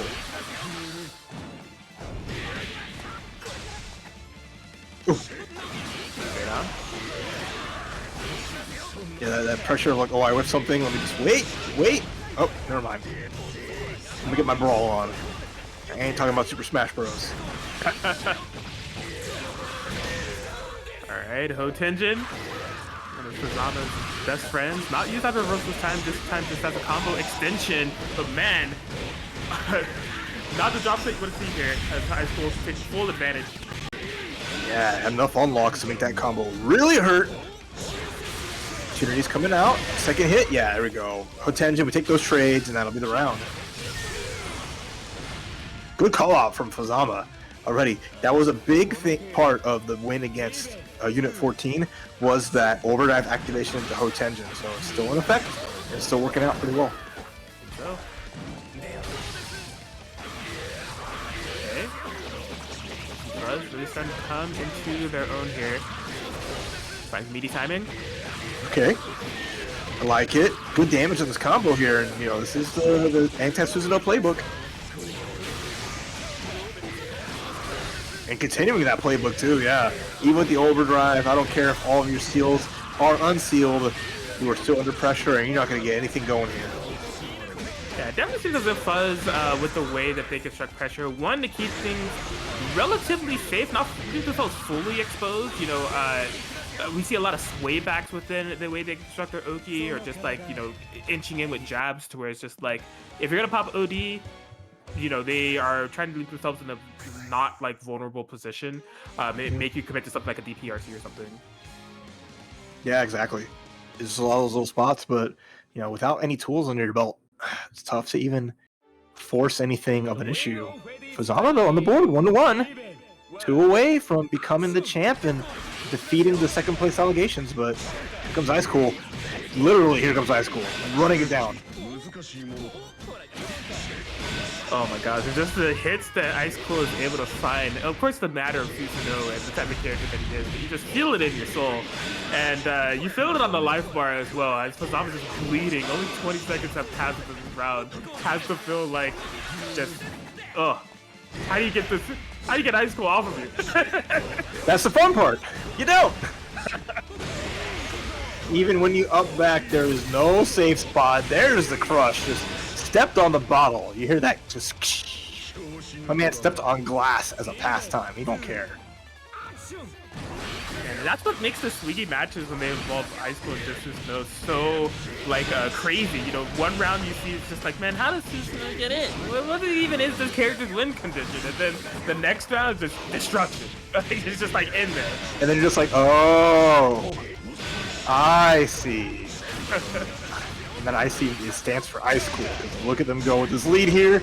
Nice counter hit confirmed. Too far away for anything from there, but again, we're in a one-touch scenario as their Fuzama has only 50% tension to their name. Right. Fuzama looking for something massive here. Needs to be so careful with so many things. I was talking about with the way that Fuzama constructs the pressure.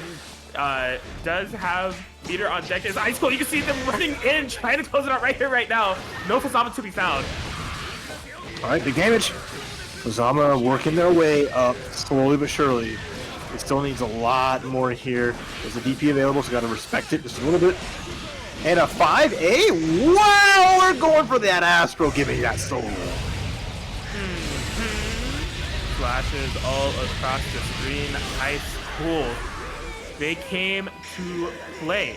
They are here with one mission in mind, and it's to execute and establish themselves as the top player of the Edge of Fate series. I've had nothing but dubs, and I don't see myself walking away here with an L. I want that #1 spot. One game away from resetting the bracket.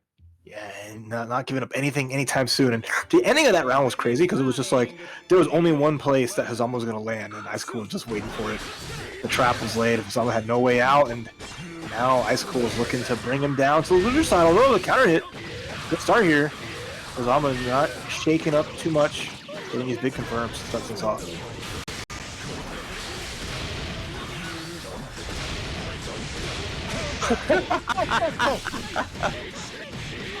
That's one way to start your approach, and it was working out. Yeah, I think so. Oh my gosh. Ice Cool. All up in there. Fuzama, it is just like, it's feeling so rough. Fuzama does not have like or I should say Fuzama does have ways to get out of here. Use like There's one of them. Yeah. That's nice. It's a side swap too, so you're able to get some big damage into this corner situation. Gonna set up Blue Beat combo, 5k, still pretty nice. And the 2C anti-air, even better. Should be no problem to get, never mind Ice Cool, so I don't care. Ice Cool literally just let it rip. And now we're in this weird spot where Ice Cool without a burst and Fuzama's up around, aiming to tie things up 2-2. Critical and pivotal OD there from Fuzama in order to get all that damage on the table and some life back. And, you know, a burst out of Ice Cool, significant considering that they're able to find this opening hit within the round 2. This is Fuzama's time to shine. Yeah, the rare command grab came out when they need it most to get Susanoo with no specials unlocked, with no meter to escape, and that charged overhead. Here comes Fuzama. Looking good here.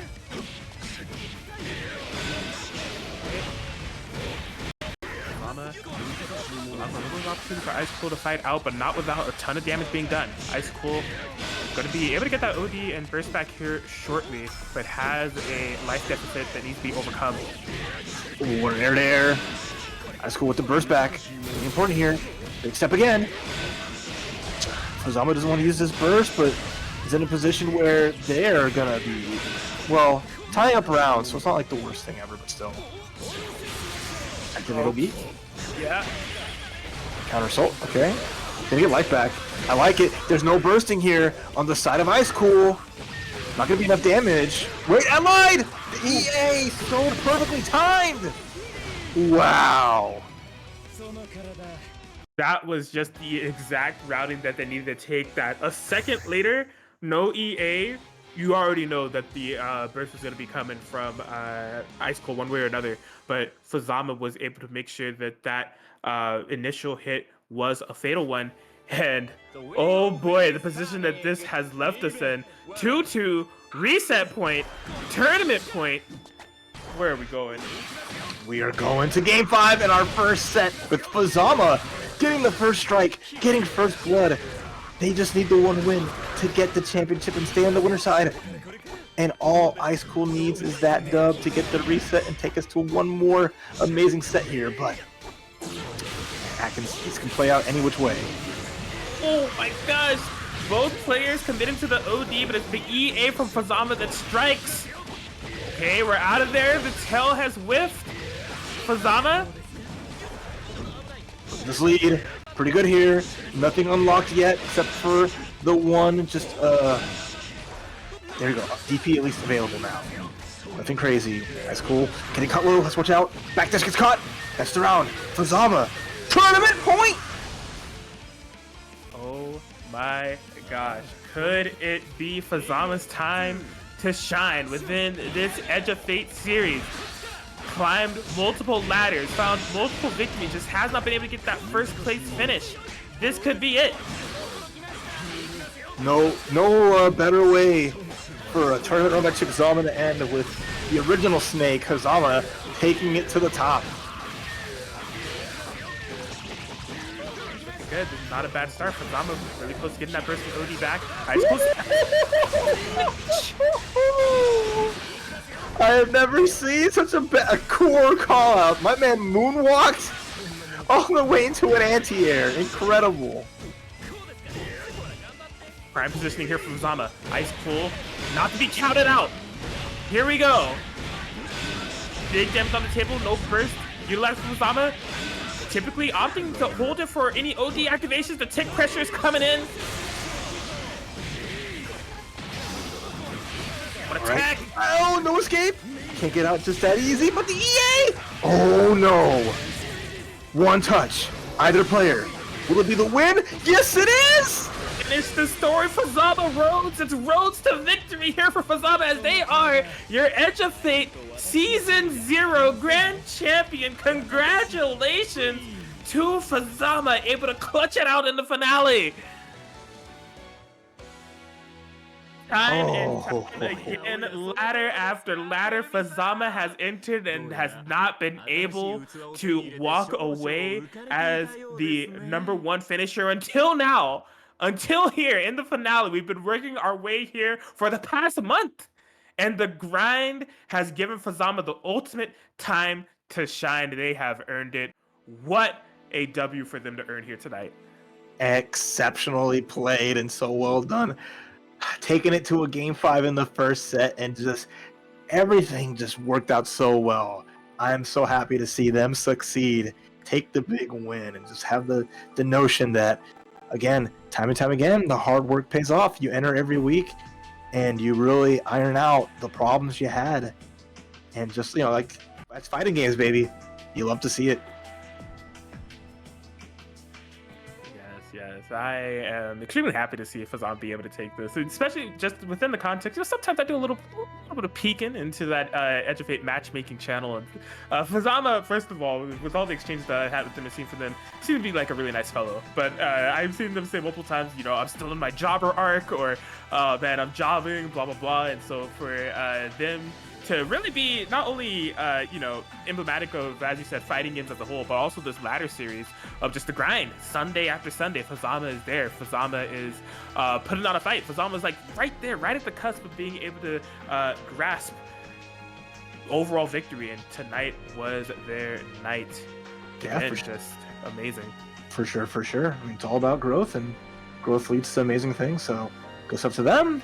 Props to Ice Cool, taking on, not content with second place at the slightest after winning 2 of the weeks. But, nothing is ever guaranteed. But I know we'll be guaranteed to see more of them in the future.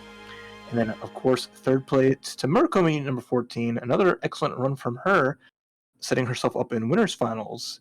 Not being able to seal the deal on Ice Cool, but still great nonetheless. So wonderful top 3 to cap off the night, and that'll really do it here for Edge of Fate Season 0. So I'll give it up to Chiksama to close out the night.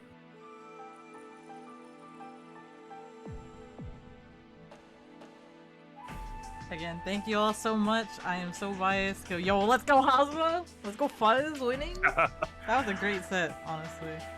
That was very good. Let me see here. I think we still have some codes that we can redeem, so if you have not done that, be sure to redeem the Matcherino codes. There you go. Or you can throw your cash money too, that'd be appreciated. And as Shib said, if you check the pin in the chat, we have our feedback forum. If you've played or watched the series this entire time, we would appreciate any feedback, because this was kind of like our test run, and we wanted to go with BB, so any feedback you have for us that can help us improve in the future for this game and other games, definitely let us know. And I think that's about it from me. Let's see who we could raid.